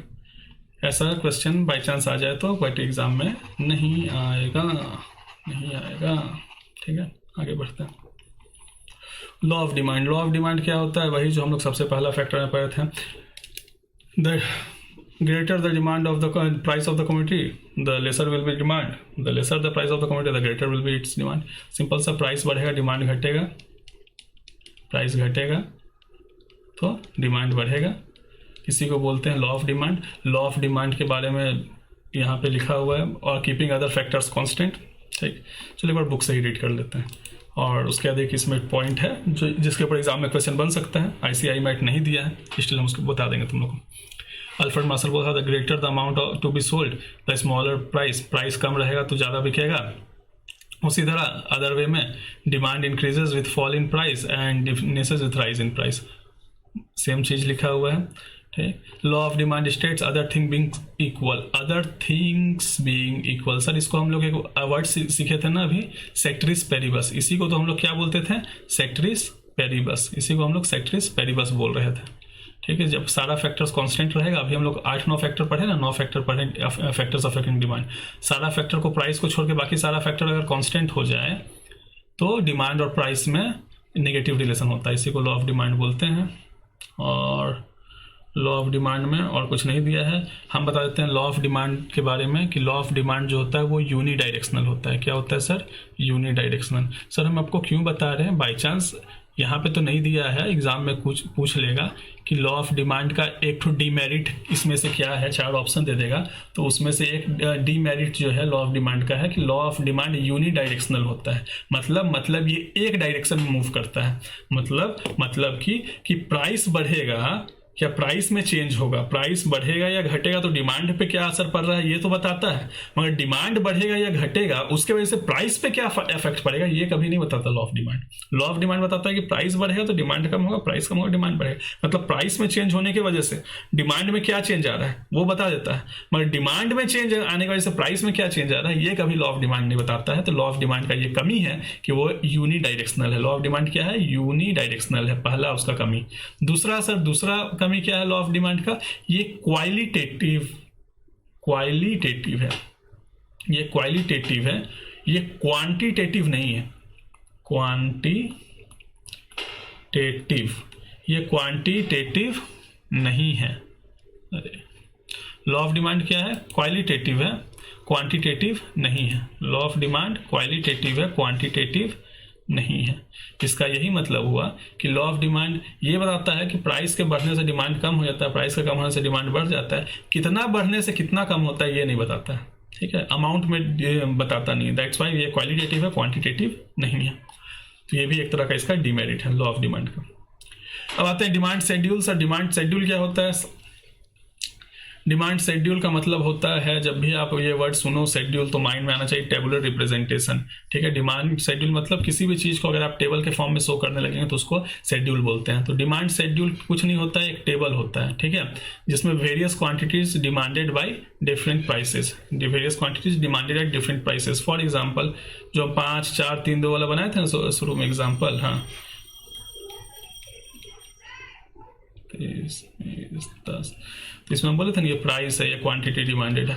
तो different quantity demanded eight different prices, अगर इसको हम टेबल के फॉर्म में शो करते हैं तो इसी को हम लोग क्या बोलते हैं? इसी को हम लोग बोलते हैं डिमांड शेड्यूल, ठीक है। अब डिमांड शेड्यूल देखो क्या बना हुआ है, डिमांड शेड्यूल इंडिविजुअल वायर का बना हुआ है कि ये जो है price of cup of ice cream quantity demanded per week, ठीक है। 60 रुपये जब प्राइस था तो एक भी क्वांटिटी नहीं लेता था, जब 20 से 50 रुपये प्राइस हुआ तो 2 लेने लगे 40। तो जैसे यही दिया हुआ है भाई इंडिविजुअल डिमांड कर्व, ठीक है, इंडिविजुअल डिमांड शेड्यूल। और इंडिविजुअल डिमांड कर्व जो अब तक हम तुम लोगों को बता चुके हैं, ठीक है, डिमांड कर्व डाउनवर्ड स्लोपिंग होता है, इसमें यही सीखना था, नेगेटिवली स्लोप्ड होता है, डाउनवर्ड स्लोपिंग होता है, कोई खास नहीं है, जितना अब तक हम लोग डिस्कशन किया बस वही चीज़ लिखा है, एक्स्ट्रा कुछ भी नहीं लिखा हुआ है, ठीक है। एक ये है कि स्लोप ऑफ डिमांड कर्व जो है वो minus P delta P by delta Q है, इसको हम लोग इलास्टिसिटी में बहुत डीपली जानेंगे, तो अभी यहाँ पे कोई मतलब नहीं बनता है। अब आता है मार्केट डिमांड शेड्यूल।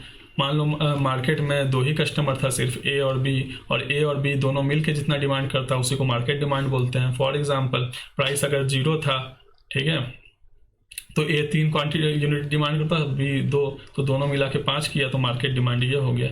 ये जो हम कलर चेंज कर ले रहे हैं, येलो कलर का जो एरिया है वो इंडिविजुअल डिमांड है किसका? ए का, ठीक है, और ऑरेंज कलर का जो एरिया है वो इंडिविजुअल डिमांड है बी का, ठीक। और इंडिविजुअल ऑरेंज और येलो को जोड़ देने से जो ग्रीन एरिया ब्लू एरिया बनेगा, ठीक है, वो ये जो ब्लू एरिया है ये वो है इंडिविजुअल डिमांड किसका? मार्केट डिमांड ए और बी का। समझ में आया? इंडिविजुअल दोनों इंडिविजुअल को जोड़ दो तो मार्केट डिमांड बन जाएगा, और कुछ नहीं है इसमें। अब मार्केट डिमांड और इंडिविजुअल डिमांड का ग्राफ में बस एक चीज़ होता है जो एमसीक्यू के लिए तुम लोग के लिए इंपॉर्टेंट है, इंडिविजुअल डिमांड कर्व स्टिपर होता है। क्या होता है? स्टिपर, मतलब थोड़ा सा सीढ़ी जैसा रहता है, नीचे की तरफ एकदम स्टिप रहता है।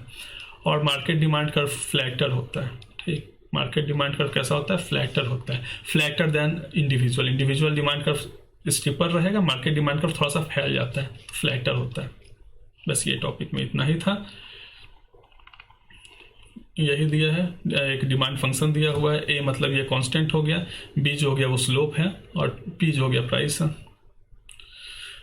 Rational of law of demand, ये बहुत तगड़ा टॉपिक है, बहुत इंपॉर्टेंट टॉपिक है, तुम लोग के लिए बहुत ज़्यादा भी इंपॉर्टेंट नहीं है स्टिल। हाँ, जब बुक में दिया तो पढ़ना तो पड़ेगा। रीज़न है कि कंटेंट में उतना जितना इसका कंटेंट हो, उस हिसाब से इसका मार्क्स का पूछता नहीं है, ठीक है। फिर भी हम लोग पढ़ लेते हैं, या इसको हम बहुत अपना लैंग्वेज में बहुत सिंपल लिख देते हैं। Rational of law of demand मतलब why law of demand operates, इसका यही मतलब है कि भाई लॉ ऑफ डिमांड क्यों ऑपरेट करता है, ठीक। इसको अगर तुम लोग को समझना है बाबू, ठीक है, तो हम बहुत अच्छे से समझा देते हैं, ठीक। थोड़ा सा टाइम लगेगा, बट जब टॉपिक है ये तो ख़त्म करते हैं अच्छे से समझ के। एग्जाम में सब्स्टिट्यूशन इनकम इफेक्ट का थोड़ा सा क्वेश्चन इसमें से डाल सकता है, और ओवरऑल बोला जाए तो कोई बड़ा चीज़ है नहीं, हाँ समझना पड़ेगा, थोड़ा सा दिमाग लगाना पड़ेगा तभी ये समझ आएगा। तो थोड़ा सा लेक्चर का मान लो ड्यूरेशन 10-15 मिनट बढ़ जाएगा अगर इस टॉपिक को थोड़ा डिटेल में लेते हैं तो।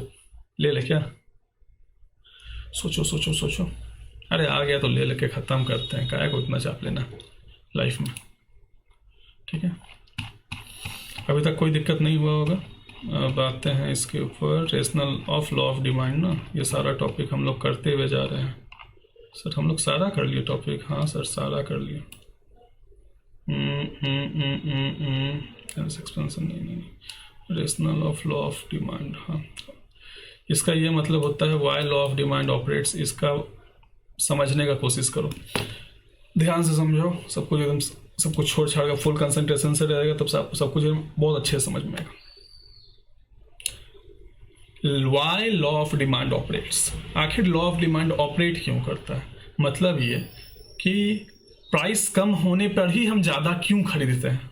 सवाल तो ये है, प्राइस कम होने पे हम ज़्यादा क्यों खरीदते हैं। अब तक हम लोग क्या सब पढ़े थे कि प्राइस कम होता है तो ज़्यादा की डिमांड करते हैं, और प्राइस ज़्यादा होता है डिमांड कम करते हैं। ऐसा क्यों करते हैं, वो ये टॉपिक है कि प्राइस कम होता है तभी हम ज़्यादा क्यों खरीदते हैं। सोचो, पहला है प्राइस इफेक्ट, ठीक है, that is fall in price. उसमें प्राइस इफेक्ट के अंदर दो चीज़ आता है, सब्स्टिट्यूशन इफेक्ट और इनकम इफेक्ट। उसके अंदर दो चीज़ क्या आएगा, सब्स्टिट्यूशन इफेक्ट और इनकम इफेक्ट, ठीक है। प्राइस इफेक्ट है पहला, उसके अंदर सब्स्टिट्यूशन और इनकम इफेक्ट। जब भी कोई चीज़ का दाम कम होता है, चलो सब्स्टिट्यूशन इफेक्ट पढ़ा है, जब भी कोई चीज़ का दाम कम होता है तो हम उसका ज़्यादा डिमांड क्यों करते हैं। पहला रीज़न, जब भी कोई चीज़ का डिमांड कम होता है तो वो अपना सब्स्टिट्यूट के कंपैरिजन में सस्ता हो जाता है। जब भी किसी चीज़ का डिमांड कम होता है वो अपना सब्स्टिट्यूट, जो उसका सब्स्टिट्यूट गुड है, उसके कंपैरिजन में सस्ता हो जाता है। और अगर सस्ता हो जाता है तो जो उसका सब्स्टिट्यूट का कंज्यूमर्स था वो भी इसके तरफ आने लगता है, और जो इसका अपना खुद का कंज्यूमर होता है वो भी ज़्यादा डिमांड करने लगता है। फॉर एग्जाम्पल कोक मैं हूँ, पेप्सी दूसरा है। मैंने क्या किया, कोक का प्राइस 20 रुपए से 15 रुपए कर दिया, तो जो मेरे पहले कंज्यूमर थे वो भी ज़्यादा पीने लगे, और जो पेप्सी के कंज्यूमर थे वो भी आगे मेरा डिमांड करने लगे, तो मेरा ओवरऑल मार्केट डिमांड जो था वो राइज कर गया। इसका क्या मतलब हुआ सर, कि जब भी किसी चीज़ का प्राइस कम होता है तो उसका डिमांड बढ़ जाता है। रीज़न ये है कि उसका सब्स्टिट्यूट भी आके उसका डिमांड करने लगता है, और साथ साथ जो उसका ओरिजिनल कंज्यूमर रहता है वो भी ज़्यादा डिमांड करने लगता है, ठीक है। यही था सब्स्टिट्यूशन इफेक्ट। चलो इसको एक बार देख लेते हैं। ला ला ला ला ला ला ला ला चलो आ जाते हैं। क्या बोल रहे हैं, rational of law of demand. Normally जो डिमांड कर्व होता है सर वो डाउनवर्ड स्लोप होता है। इसका मतलब कि ज़्यादा खरीदेगा जब प्राइस कम होगा। ऐसा क्यों होता है, तो price effect, fall in price, the price, ऐसा क्यों होता है प्राइस इफेक्ट की वजह से। Price effect indicate the way consumer purchase को, हटाओ इग्नोर मारते जाओ, कुछ खास नहीं। हाँ, प्राइस इफेक्ट में दो चीज़ होता है, सब्स्टिट्यूशन और इनकम इफेक्ट। हिक्स और एलन नाम का था, वो इस चीज़ को एक्सप्लेन किया। सर हिक्स और एलन के बारे में हम लोग कंज्यूमर बिहेवियर में बहुत अच्छे से पढ़ेंगे। Has explain a law in terms of substitution और इनकम इफेक्ट के बारे में बताया है। सब्स्टिट्यूशन इफेक्ट का मतलब यही होता है, change in demand of a product when it's price changes, ठीक है, इट्स रिलेटिव प्राइस चेंजेस। जब प्राइस है किसी कमोडिटी का वो फॉल कर जाता है तो वो अपना ये सब्स्टिट्यूट के कंपैरिजन में चीपर हो जाता है। अगर सब्स्टिट्यूट के कंपैरिजन में चीपर हो जाता है तो जो उसका सब्स्टिट्यूट खरीद रहे थे वो भी इसका डिमांड करने लगते हैं। ठीक है, ये बहुत अच्छा टॉपिक है, इससे आएगा आपको क्वेश्चन। ठीक है, कि सब्स्टिट्यूशन इफेक्ट सर कब काम करता है? जब दो गुड्स बहुत क्लोज सब्स्टिट्यूट हो, जैसे कोक पेप्सी। ठीक है, there is lower cost of switching, जो अभी हम तुम लोग को एयरटेल और जियो वाला में समझाए थे कि स्विचिंग का कॉस्ट बहुत कम हो।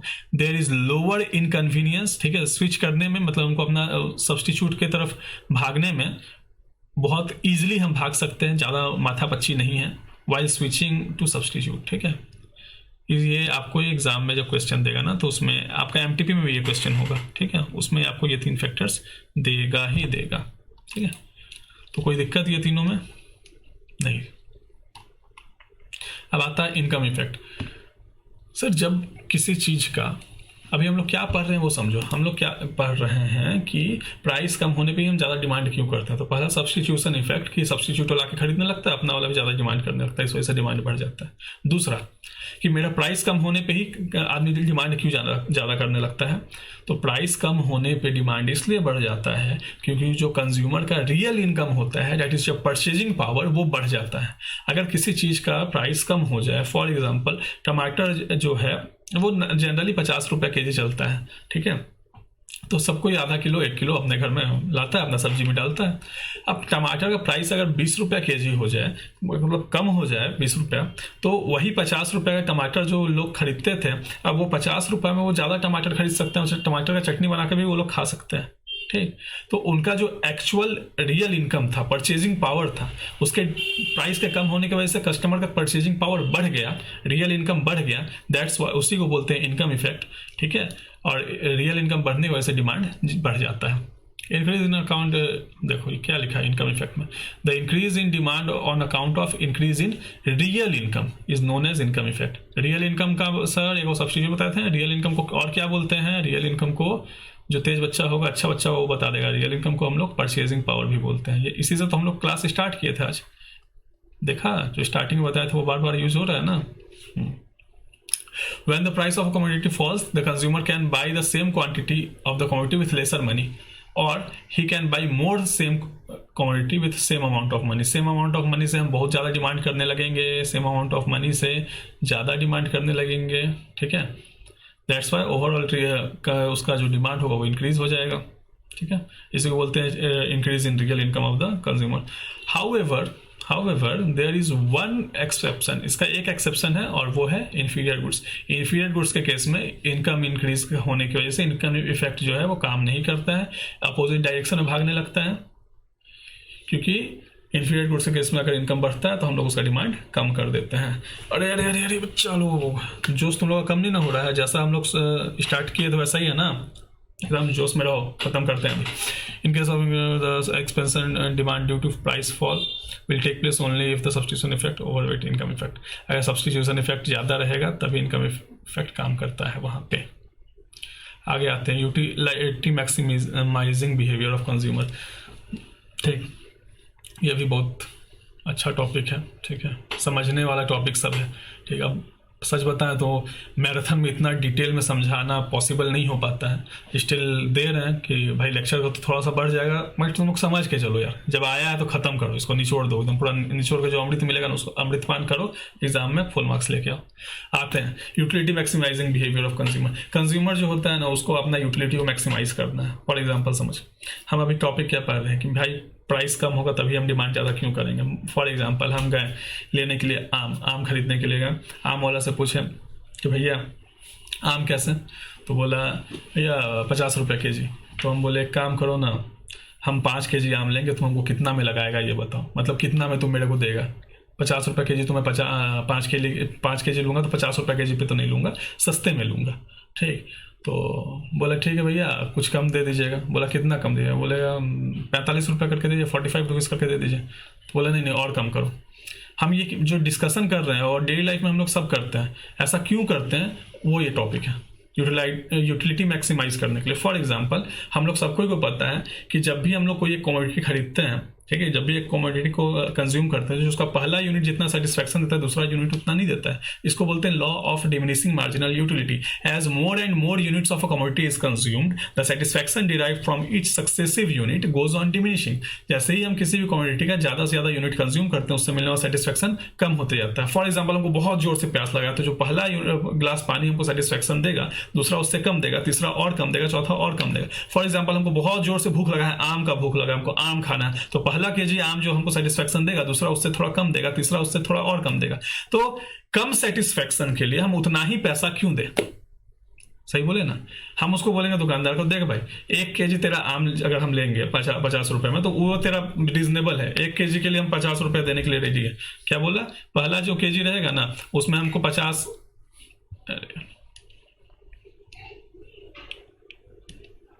हम क्या बोला, फर्स्ट केजी अगर हम तुमसे लेते हैं 1 केजी अगर हम ले रहे हैं तो 1 केजी के लिए 50 रुपया तुम बोल रहे हैं हमको चलेगा, मगर पहला केजी हमको उतना सेटिस्फैक्शन भी देगा कि हम 50 रुपया दे दें। मगर जो सेकेंड केजी रहेगा ना, जो दूसरा केजी हम लेंगे वो हमको 50 इतना सेटिस्फैक्शन तो नहीं देगा, वो तो कम देगा, तो उसके लिए हम 50 तो नहीं देंगे, हम उसके लिए 45 देंगे।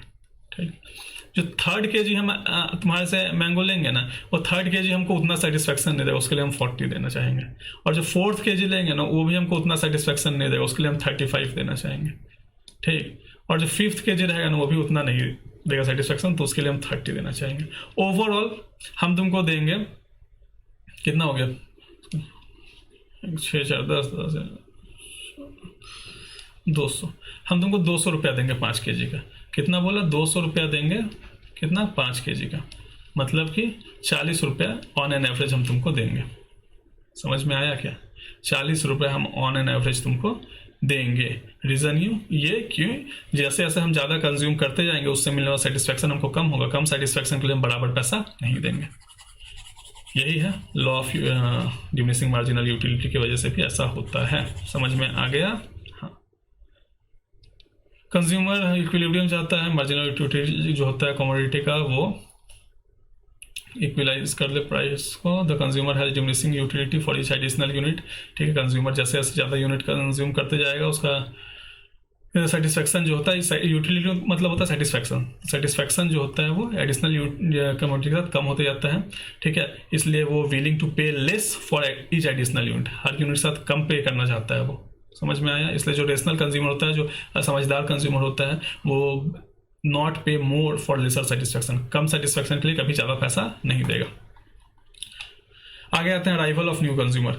हम टॉपिक क्या पर है फिर से याद दिलाते हैं कि लॉ ऑफ डिमांड क्यों ऑपरेट करता है, कम प्राइस होने पे ज़्यादा क्यों खरीदते हैं। तो उसी में है अराइवल ऑफ न्यू कंज्यूमर। जब भी किसी चीज़ का दाम जो होता है वो कम होता है तो जो एग्जिस्टिंग कंज्यूमर होता है वो ज़्यादा डिमांड करने लगता है और मेरे से जो नया कंज्यूमर है वो भी मार्केट में घुस जाता है। फॉर एग्जांपल स्टार्टिंग में आम का सीजन था, आम था 200 रुपये के जी, हम गए बोला 200 रुपये के जी, हम बोले ना बाबा ना, हम 200 रुपये के जी तो आम नहीं खरीद पाएंगे। हम तो जाने लगे, तब तक हम जा रहे थे, रास्ते में एक देखें एक मस्त गाड़ी आया, गाड़ी से एक लेडी उतरी, जवानी थी 25-24 साल की होगी लड़की, पूछी भैया भैया भैया आम कैसा है भैया? तो भैया बोला कि भैया बेटा आम है 200 रुपये के जी, भैया 2 केजी आम दे देना। हम बोले इतना साला 2 केजी आम ऑर्डर कर ले रही है ये, इतना महंगा 200 रुपये के जी, फिर भी 2 केजी आम ऑर्डर कर ले रही है। 2 केजी आम ली, चली गई गाड़ी में बैठ के। हम उसको देखते रह गए कि यार कितने पैसे वाले लोग हैं भाई, 2 केजी आम ऑर्डर कर लिया। ठीक, फिर कुछ दिन के बाद आम सस्ता हो गया, आम आ गया 50 रुपये के जी। हम गए अपना ऐसे ही, सॉरी कॉलर तो है नहीं, ऐसे ही कर गया हाँ, बोले भैया आम कैसा भैया? तो बोला 50 रुपये के जी। हम बोले एक काम करना 2 केजी आम पैक कर देना। ठीक, आराम से निकाले 100 रुपये करके आता नोट दिए उसको। ठीक, 2 केजी आम लेके जैसे ही हम पलटे तो देखते हैं वही लेडी अपना बड़ा सा गाड़ी से आई, फिर से झोला लेके निकली, बोलती भाया आम कैसे भैया भैया? तो भैया बोला आम 50 रुपये मैडम, एक काम कीजिए भैया 5 केजी आम दे दीजिए। 5 केजी लेके चलेगी और तेरा। तो इससे हम लोग क्या सीखे? इससे हम लोग यही सीखे सर कि जब आम का प्राइस 200 रुपये के जी था तो मात्र 2 केजी बिक रहा था, मगर जैसे ही आम का प्राइस कम हुआ तो जो एग्जिस्टिंग कंज्यूमर वो लेडी थी वो ज़्यादा डिमांड करने लगी, ठीक है, वो 2 केजी से 5 केजी खरीदने लगी और मेरे जैसा गरीब कंज्यूमर भी मार्केट में इंटर कर गया। ठीक है, हम भी डिमांड करने लगे, तो ओवरऑल मार्केट डिमांड क्या हो गया? राइज कर गया। तो arrival of new consumer sir, जब भी किसी चीज़ का प्राइस कम होता है तो नया नया कंज्यूमर भी घुस जाता है मार्केट में, उसका भी औकात हो जाता है कि हम भी खरीद सकते हैं। Different uses. डिफरेंट यूजेस मतलब कुछ कुछ कमोडिटीज ऐसा होता है जिसका बहुत सारा यूजेस होता है, मल्टीपल यूजेस होता है, ठीक। मगर जब उसका प्राइस ज़्यादा होता है तो हम उसको लिमिटेड यूज़ में लेते हैं, जब उसका प्राइस कम होता है ना तब हम उसको सारा यूज़ में लेने लगते हैं ज़्यादा डिमांड करने के बाद। फॉर एग्जांपल मटर का टाइम था, मटर नया नया आया था, 100 रुपये के जी मटर था। हम गए 1 के जी मटर लिए और मस्त अपना आलू मटर का सब्जी बनाए, आलू मटर का सब्जी बनाए तो उसमें थोड़ा ही सा मटर डाले थे, ठीक। और गए लंच लेके अपना ऑफिस में। ऑफिस में सब आर्टिकल लोग था, उन लोग बोला कि सर क्या लाए हैं, तो हम बोला कि यही आलू मटर का सब्जी है। तो बोला ठीक है आलू मटर का सब्जी है सर, हम लोग को भी खिलाइएगा सर, अभी मटर का नया नया टाइम है, बड़ा महंगा है सर, आपका देन रहेगा तो खा लेंगे। हम बोला ठीक है ले भाई टिफ़िन खोले। अब टिफ़िन दे तो दी हम लोग को थोड़ा थोड़ा खाने के लिए, बट मेरा ध्यान क्या था मटर पे, साला ज़्यादा ना खा ले लो, ठीक। फिर भी लिया थोड़ा थोड़ा लिया, ठीक, मेरे को दे दिया। मटर महंगा था, लिमिटेड आलू मटर का सब्जी बनाते थे बस उससे। फिर क्या हुआ, कुछ दिन टाइम बाद मटर का दाम हो गया 10 रुपये के जी, मार्केट में पूरा सस्ता है, मटर बिक रहा है। हम क्या किया, गया और 10 के जी मटर लेके आ गया। बीवी को बोला, सॉरी बीवी तो है नहीं, कोई बात नहीं। घर आया, घर में खुद को बोला कि अब एक काम कर, मटर का पराठा बना, मटर का दाल बना, मटर का ये सब्जी बना। अब मस्त मटर हो गया पूरा मेरा मन, ठीक। क्योंकि मटर का बहुत सारा यूजेस था और जब वो महंगा था तो हम उसको लिमिटेड यूज़ में लाते थे तो डिमांड कम करते थे। अब जब सस्ता हो गया तो हम उसको सारा यूज़ में पुट कर दिए, ठीक है। अब क्या कर रहा है, खिचड़ी मटर डाल रहे हैं, आलू मटर बना रहे हैं, मटर पनीर बना रहे हैं, केवल मटर कर दिया पूरा अपना जोन को, ठीक है। डिफरेंट यूजेस यही होता है कि जब भी किसी चीज़ का मल्टीपल यूजेस होता है, जो उसका प्राइस हाई रहता है, हाई प्राइस रहता है तो उसको हम लिमिटेड यूज़ में लेते हैं तो डिमांड भी कम रहता है। जैसे उसका प्राइस फॉल कर जाता है तो हम उसको सारा नंबर ऑफ यूज़ में लगा देते हैं, इस वजह से डिमांड ओवरऑल इंक्रीज कर देता है। क्वांटिटी तो भाई इंक्रीज कर रहा है ना डिमांड का, इलेक्ट्रिसिटी, मिल्क, मटर। चलो तो अगला टॉपिक है हम लोग का exception to law of demand. Sir law of demand तो हम लोग पूरा एकदम निचोड़ गए, ठीक है, कुछ छोड़े नहीं उसमें, भले हम लोग का 1.5-2 घंटा लग रहा है, ठीक, कोई बात नहीं, खत्म करते हैं, जब आ गया सामने तो खत्म करते हैं, ठीक। आते हैं exception to law of demand के ऊपर। लॉ ऑफ डिमांड का एक्सेप्शन क्या है सर? लॉ ऑफ डिमांड पहले होता क्या है वो समझ। लॉ ऑफ डिमांड यही होता है कि प्राइस घटेगा तो क्वांटिटी हम ज़्यादा डिमांड करेंगे, यही तो होता है ना लॉ ऑफ डिमांड। सर इसका कुछ एक्सेप्शन है, मतलब एक्सेप्शन बोले तो कुछ केस ऐसा है ना सर कि जहाँ पे ये लॉ ऑफ डिमांड काम नहीं करता है, कुछ केस ऐसा है जहाँ पे ये लॉ ऑफ डिमांड काम नहीं करता है। मतलब प्राइस घटने पे भी हम ज़्यादा डिमांड नहीं करते हैं, या फिर प्राइस बढ़ने पे हम ज़्यादा डिमांड करने लगते हैं। चलो क्या बोला मैंने, लॉ ऑफ डिमांड क्या बोला कि प्राइस कम होगा तब ही ज़्यादा डिमांड करेंगे, और जब प्राइस ज़्यादा होगा तो हम कम डिमांड करेंगे। ये लॉ ऑफ डिमांड बोलता है। हम बोलते हैं सुन बुड़बक, अभी सुन मेरा बात, मेरे पास कुछ एक्सेप्शन है, उस एक्सेप्शन के केस में ये काम नहीं करेगा, मतलब उल्टा होने लगेगा कि प्राइस घटेगा तो डिमांड भी घटने लगेगा, या फिर हम सिंपली बोल सकते हैं कि प्राइस बढ़ेगा तो डिमांड घटेगा नहीं, उल्टा डिमांड भी बढ़ने लगेगा। ऐसा कुछ केसेस है जहाँ पे ऐसा होगा। कौन कौन सा केस है सर? सबसे पहला है कॉन्स्पिशियस गुड। कॉन्स्पिशियस गुड्स का और भी नाम है सर, इसका है प्रेस्टीज गुड्स, इसको बोल सकते हैं वेबलेन गुड्स, ठीक है, स्नोब गुड्स, अलग अलग नाम है इसका कॉन्स्पिशियस गुड्स का। क्या क्या हम इसका नाम बोल दिए, ठीक है, वेबलेन, स्नोब, ठीक है, जो हम लोग कॉन्सेप्ट पढ़े थे वहाँ पे, ठीक, प्रेस्टीज। ऐसा अगर कुछ भी दिखे तो समझ जाओ इसी का बात हो रहा है। ये गुड्स जो होते हैं ऐसे आर्टिकल्स जो लोग अपना स्टेटस सिंबल के लिए यूज करते हैं, ठीक है, अब स्टेटस सिंबल के तौर पे ऐसे आर्टिकल्स को यूज करते हैं, लाइक आईफोन, मर्सिडीज तो नहीं बोल सकता, खैर उसका अलग चीज़ है वो, ठीक। तो वैसे चीज़ों को हम लोग क्या बोलते हैं, कॉन्स्पिशियस गुड्स, ठीक है।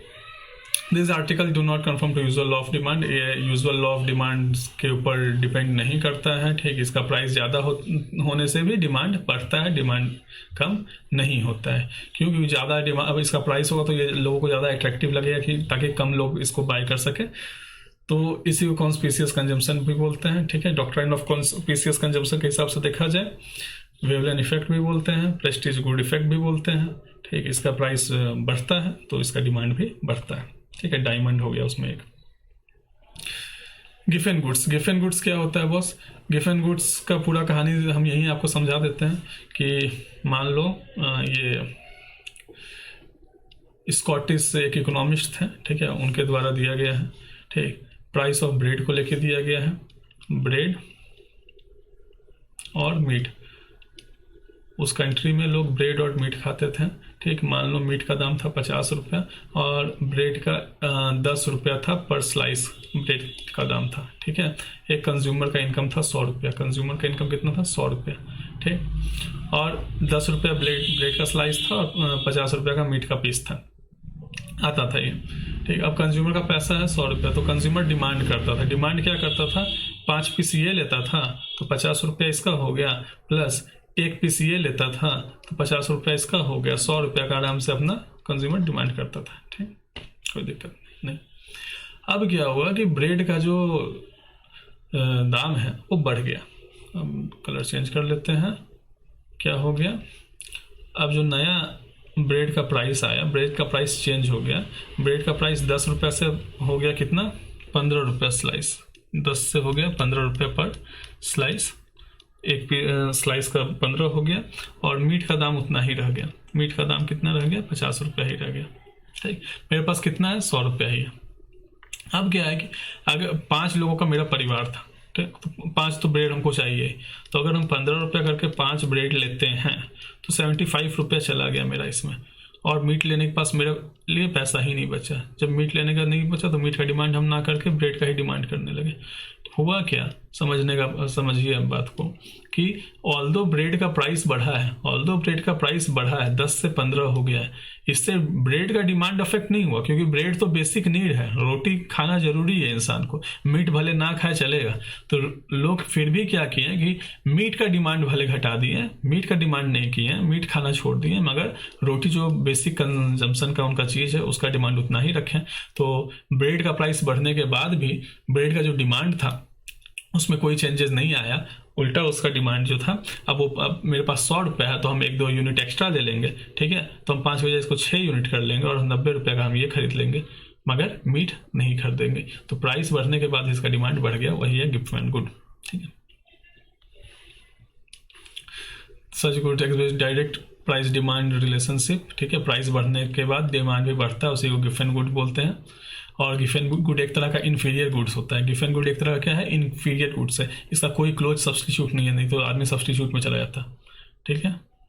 हो गया ये वाला, all inferior goods are not गिफ्ट एंड गुड्स। सारा इन्फीरियर गुड्स, बीड़ी, खैनी, गुटखा, सारा बिमल, ये सब इन्फीरियर गुड्स नहीं है। सारा इन्फीरियर गुड्स है मगर गिफ्ट एंड गुड्स नहीं है, मगर गिफ्ट एंड गुड्स इन्फीरियर्स होता है, ठीक है। Gift and good inferior good होता है, मगर सारा inferior good gift and good नहीं होता है। गिफ्ट एंड गुड का आपको एग्जांपल तो दे दिए। आपका कॉन्स्पिशियस नेसेसिटीज, कुछ ऐसे गुड्स होते हैं जिनका हम लोग इतना ज़्यादा यूज़ कर लेते हैं दिखावा में कि वो आजकल के टाइम पे हम लोग का ज़रूरत बन गया, उसके बिना हम लोग नहीं रह सकते हैं। Like air conditioners, refrigerators, TV sets, ठीक है। हम लोग स्टार्टिंग किए थे दिखावा में, मतलब शुरू किए थे मजबूरी में, अब मज़ा आ रहा है, वैसा वाला सीन है हम लोग के साथ। Demand of certain goods is affected by demonstration effect, ठीक है। स्टार्टिंग में डेमोन्स्ट्रेशन इफेक्ट देखा देखिए हम लोग को स्टार्ट कर दिए कंज्यूम करना, बट कॉन्स्टेंट यूज़ के साथ वो अब हम लोग का नेसेसिटीज ऑफ लाइफ बन गया है, ठीक है। और भाई हम लोग अब उसका डिमांड करने लगे, कॉन्स्पिशियस नेसेसिटीज। अब इसमें क्या होता है कि इन लोगों का भले कंटिन्यूसली प्राइस बढ़ रहा है, डजेंट मैटर, हम लोग का भाई क्या हम तो उसका डिमांड किए हैं तो हम खरीदेंगे ही। तो इसमें भी क्या है कि प्राइस बढ़ रहा है फिर भी डिमांड बढ़ रहा है, कॉन्स्पिशियस गुड्स में भी, गिफ्ट एंड गुड्स में भी, कॉन्स्पिशियस गुड्स में भी और कॉन्स्पिशियस नेसेसिटीज में भी। आता है फ्यूचर एक्सपेक्टेशन अबाउट प्राइसेस। अगर हमको लग रहा है जैसे कोरोना वाला चीज़, अगर हमको लग रहा है फ्यूचर में प्राइस में राइज हो या शॉर्टेज होने वाला है, तो ऐसा कंडीशन में चाहे प्राइस कितना भी हो जाए हम डिमांड तो बढ़ाएंगे ही अपना, ठीक है। वही है future expectation in about prices.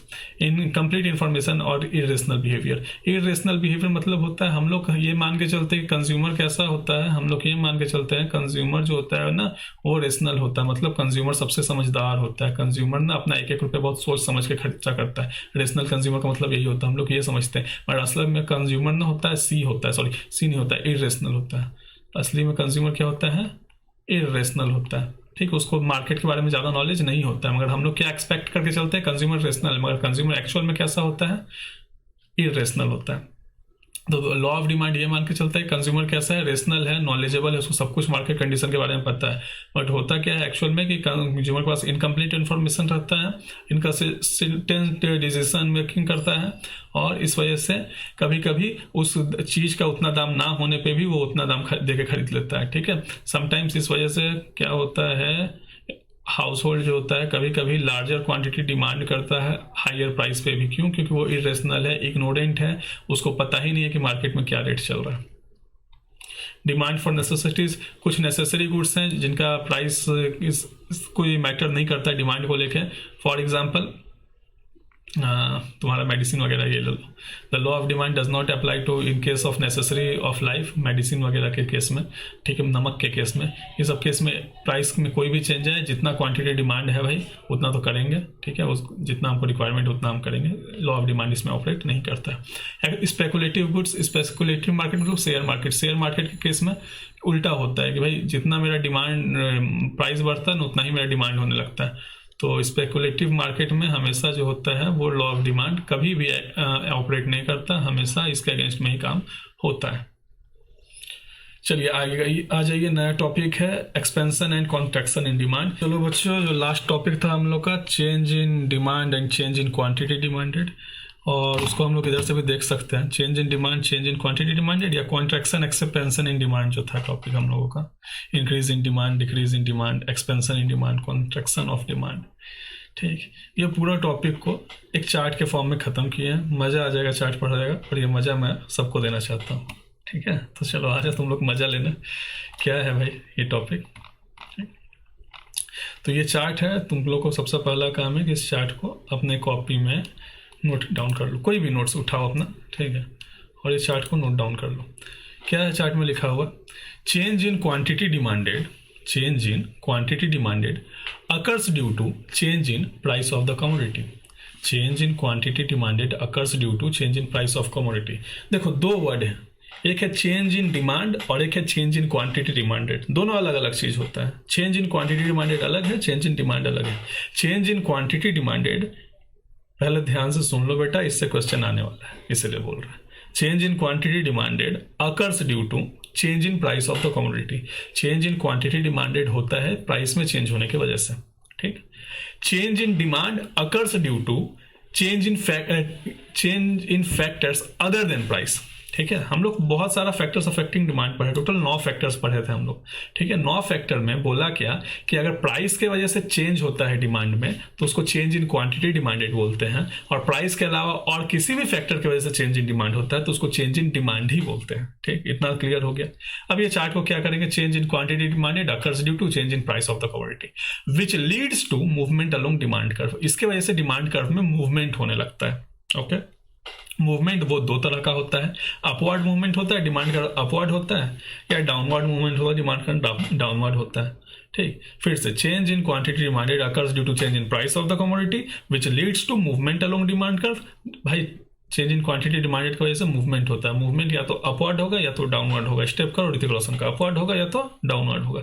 जो अपवर्ड मूवमेंट है लिफ्ट करा दे वाला, उसको हम लोग बोलते हैं कॉन्ट्रैक्शन इन डिमांड। अपवर्ड को क्या बोलते हैं? Contraction in demand. और जो डाउनवर्ड मूवमेंट है उसको हम लोग बोलते हैं expansion in demand. Contraction, expansion, contraction, expansion. ठीक है, अपवर्ड मूवमेंट को कॉन्ट्रैक्शन, डाउनवर्ड मूवमेंट को एक्सपेंशन। डिमांड कर्व और एक्सपेंड कर रहा है। अब आओ इसको समझते हैं कि प्राइस था पहले 20, क्वांटिटी हम 50 ऑर्डर करते थे। प्राइस हुआ 25, क्वांटिटी हम 40 ऑर्डर किए। प्राइस हुआ 30, क्वांटिटी 20। मतलब जैसे जैसे प्राइस चेंज हो रहा है उसकी वजह से मेरा डिमांड चेंज हो रहा है। तो change in demand due to change in quantity demand due to change in price of the commodity. अब क्या हो रहा है? प्राइस बढ़ने की वजह से डिमांड कम हो रहा है। इसको एक ग्राफ पे लेके देख ही लेते हैं। चलो आओ, ग्राफ क्या है? यहाँ एक्स एक्सिस है, यहाँ ओ ये हो गया एक्स एक्सिस, ये हो गया वाई एक्सिस। यहाँ होता है प्राइस, यहाँ होता है क्वांटिटी। प्राइस कितना था? 10, 20, 30, 40, 50, 60 ले लो। प्राइस पहले था 20, फिर हुआ 25 और फिर हुआ 30। ठीक, क्वांटिटी कितना था? पहले 50, 10, 20, 30, 40, 50, 60, 70 से ले लो। 10, 20, 30, 40, 50। तो 20 प्राइस पे क्वांटिटी कितना डिमांड कर रहे थे? 50। ठीक है, ज़्यादा दूर चला गया। 20 पे कितना करता था? 50। मतलब ये पॉइंट हुआ। 25 जब हुआ प्राइस, क्वांटिटी कितना डिमांड करने लगे? 40। ठीक, यहाँ गया, देखो ऊपर की तरफ मूव कर रहा है। 30 जब गया तो 20। ठीक है, तो ये पॉइंट, तो डिमांड कर्व कैसे जा रहा है, अपवर्ड मूवमेंट हो रहा है। डिमांड कर्व में क्या हो रहा है, अपवर्ड मूवमेंट हो रहा है। क्यों, चेंज इन प्राइस की वजह से, तो उसको कॉन्ट्रैक्शन इन डिमांड बोलते हैं। वही इसको ले लो, प्राइस को, ठीक, मान लो यहीं से स्टार्ट करते हैं, 20, 25, 30, 35, और क्वांटिटी कितना है, एक्स, क्वांटिटी कितना लेते हैं, 10, 20, 30, 40, 50। अब इसमें क्या है, जब प्राइस 30 है तो क्वांटिटी 20 है, प्राइस 30 है, क्वांटिटी 20 है, ये पॉइंट। प्राइस 25 हुआ, क्वांटिटी 40 हो गया, ये पॉइंट। प्राइस 20 हुआ, 50 हो गया। ये तो डिमांड कर्व लेट गया बॉस, डिमांड कर्व एक्सपेंड हो गया नीचे की तरफ, डाउनवर्ड मूवमेंट होने लगा डिमांड कर्व में। That is called expansion in demand, ठीक है। ये कॉन्ट्रैक्शन, डिमांड कर्व ऊपर की तरफ जा रहा है, इसको कॉन्ट्रैक्शन इन डिमांड बोलते हैं। तो फिर से पढ़ो, चेंज इन क्वांटिटी डिमांडेड क्यों होता है भाई, क्योंकि change in price of the commodity होता है। इसकी वजह से क्या होता है, movement along demand curve. Demand curve में मूवमेंट कैसा होगा, अपवर्ड या डाउनवर्ड। अपवर्ड को कॉन्ट्रैक्शन, डाउनवर्ड को एक्सपेंशन। कर लिया, इसको नोट डाउन कर लेना वीडियो रोक के। अब अगला आते हैं change in demand. Change in demand जो होता है वो क्यों होता है, due to change in factors other than price. Price में अगर चेंज है तो उसको चेंज इन क्वांटिटी डिमांडेड बोलते हैं, अगर डिमांड में चेंज है तो उसको चेंज इन डिमांड बोलते हैं। सर सिंपल समझो, चेंज इन डिमांड दूसरा का, चेंज प्राइस की वजह से अगर चेंज हो रहा है तो चेंज इन क्वांटिटी डिमांडेड बोलेंगे, और कोई फैक्टर की वजह से चेंज हो रहा है तो चेंज इन डिमांड बोलेंगे। इसका मतलब इसमें प्राइस कांस्टेंट रहेगा और बाकी फैक्टर की वजह से मेरा डिमांड बढ़ेगा या घटेगा। तो change in demand occurs due to change in factor other than price which leads to shift of demand curve. इसमें डिमांड कर्व क्या होगा बॉस, शिफ्ट होने लगेगा, मतलब एक जगह से दूसरी जगह चल जाएगा। फॉर एग्जांपल, ये शिफ्ट जो होता है दो तरह का होता है, लेफ्टवर्ड शिफ्ट होगा या राइटवर्ड शिफ्ट होगा। डिमांड कर्व पहले ऐसा था, ठीक, अब शिफ्ट करेगा तो या तो यहाँ से घूम के यहाँ चल जाएगा, लेफ्टवर्ड हो जाएगा, या तो यहाँ से यहाँ आ जाएगा, राइटवर्ड हो जाएगा। लेफ्टवर्ड शिफ्ट को डिक्रीज इन डिमांड बोलते हैं, राइटवर्ड शिफ्ट को इंक्रीज इन डिमांड बोलते हैं। पहले प्राइस कितना था, 20, और क्वांटिटी कितना ऑर्डर कर रहा था आदमी, डिमांड कर रहा था 50। प्राइस में कोई चेंज नहीं आया, कोई और फैक्टर की वजह से मेरा डिमांड चेंज हो गया, मेरा डिमांड कम हो गया। तो प्राइस तो मेरा 20 ही था, मगर दूसरे किसी फैक्टर की वजह से मेरा प्राइस कितना हो गया, क्वांटिटी डिमांड कितना हो गया, 30 हो गया। तो अगर हम लोग इसको लेते हैं एग्जाम्पल, तो मान लो प्राइस 10 था, 20 था। 20 प्राइस पे पहले कितना डिमांड करते थे, 50 यूनिट, 10, 20, 30, 40, 50, ठीक है। तो 20 पे हम लोग 50 करते थे, तो 20 पे 50 करते थे, डिमांड कर्व कहीं यहाँ से गुजर रहा होगा, ठीक। अब क्या हुआ, प्राइस मेरा 20 ही रह गया, मगर क्वांटिटी डिमांड, प्राइस मेरा 20 ही था मगर क्वांटिटी डिमांड कितना हो गया, 30 हो गया। उसी सेम प्राइस पे मेरा क्वांटिटी डिमांड इधर हो गया, तो ये देखो लेफ्टवर्ड डिमांड कर्व मेरा शिफ्ट कर गया, ठीक है। जो लेफ्टवर्ड शिफ्ट हुआ इसी को बोलते हैं डिक्रीज इन डिमांड। समझ में आया। अब आते हैं इस पे, सेम वही रहेगा बॉस, 20 प्राइस, 10 प्राइस। ये तुम लोग कंप्लीट कर लेना, मैराथन इस वजह से थोड़ा जल्दी जल्दी करवा रहा है बस। 10, 20, 30, 40, ठीक। इसमें भी वही देखना है कि जब मेरा प्राइस 20 था तो क्वांटिटी डिमांड कितना था, 40 था, ठीक है। सॉरी, प्राइस 20 था तो क्वांटिटी डिमांड कितना था, 20 था। प्राइस मेरा 20 ही रह गया, प्राइस 20 था तो क्वांटिटी डिमांडेड मेरा 20 था, ठीक। प्राइस 20 ही रह गया और नया क्वांटिटी डिमांडेड कितना हो गया, 40 हो गया। मतलब पहले मेरा डिमांड कर्व यहाँ से गुजर रहा था, अब मेरा डिमांड कर्व यहाँ से गुजरेगा, मतलब ये कैसा शिफ्ट हो गया, राइटवर्ड शिफ्ट। इसी को बोलते हैं इंक्रीज इन डिमांड। इसी के साथ आप लोग का ये टॉपिक भी खत्म हो गया। रोक के यहाँ पे पॉज करके अपना चार्ट नोट कर लेना, इससे ज़्यादा कुछ इसमें है नहीं, ठीक है।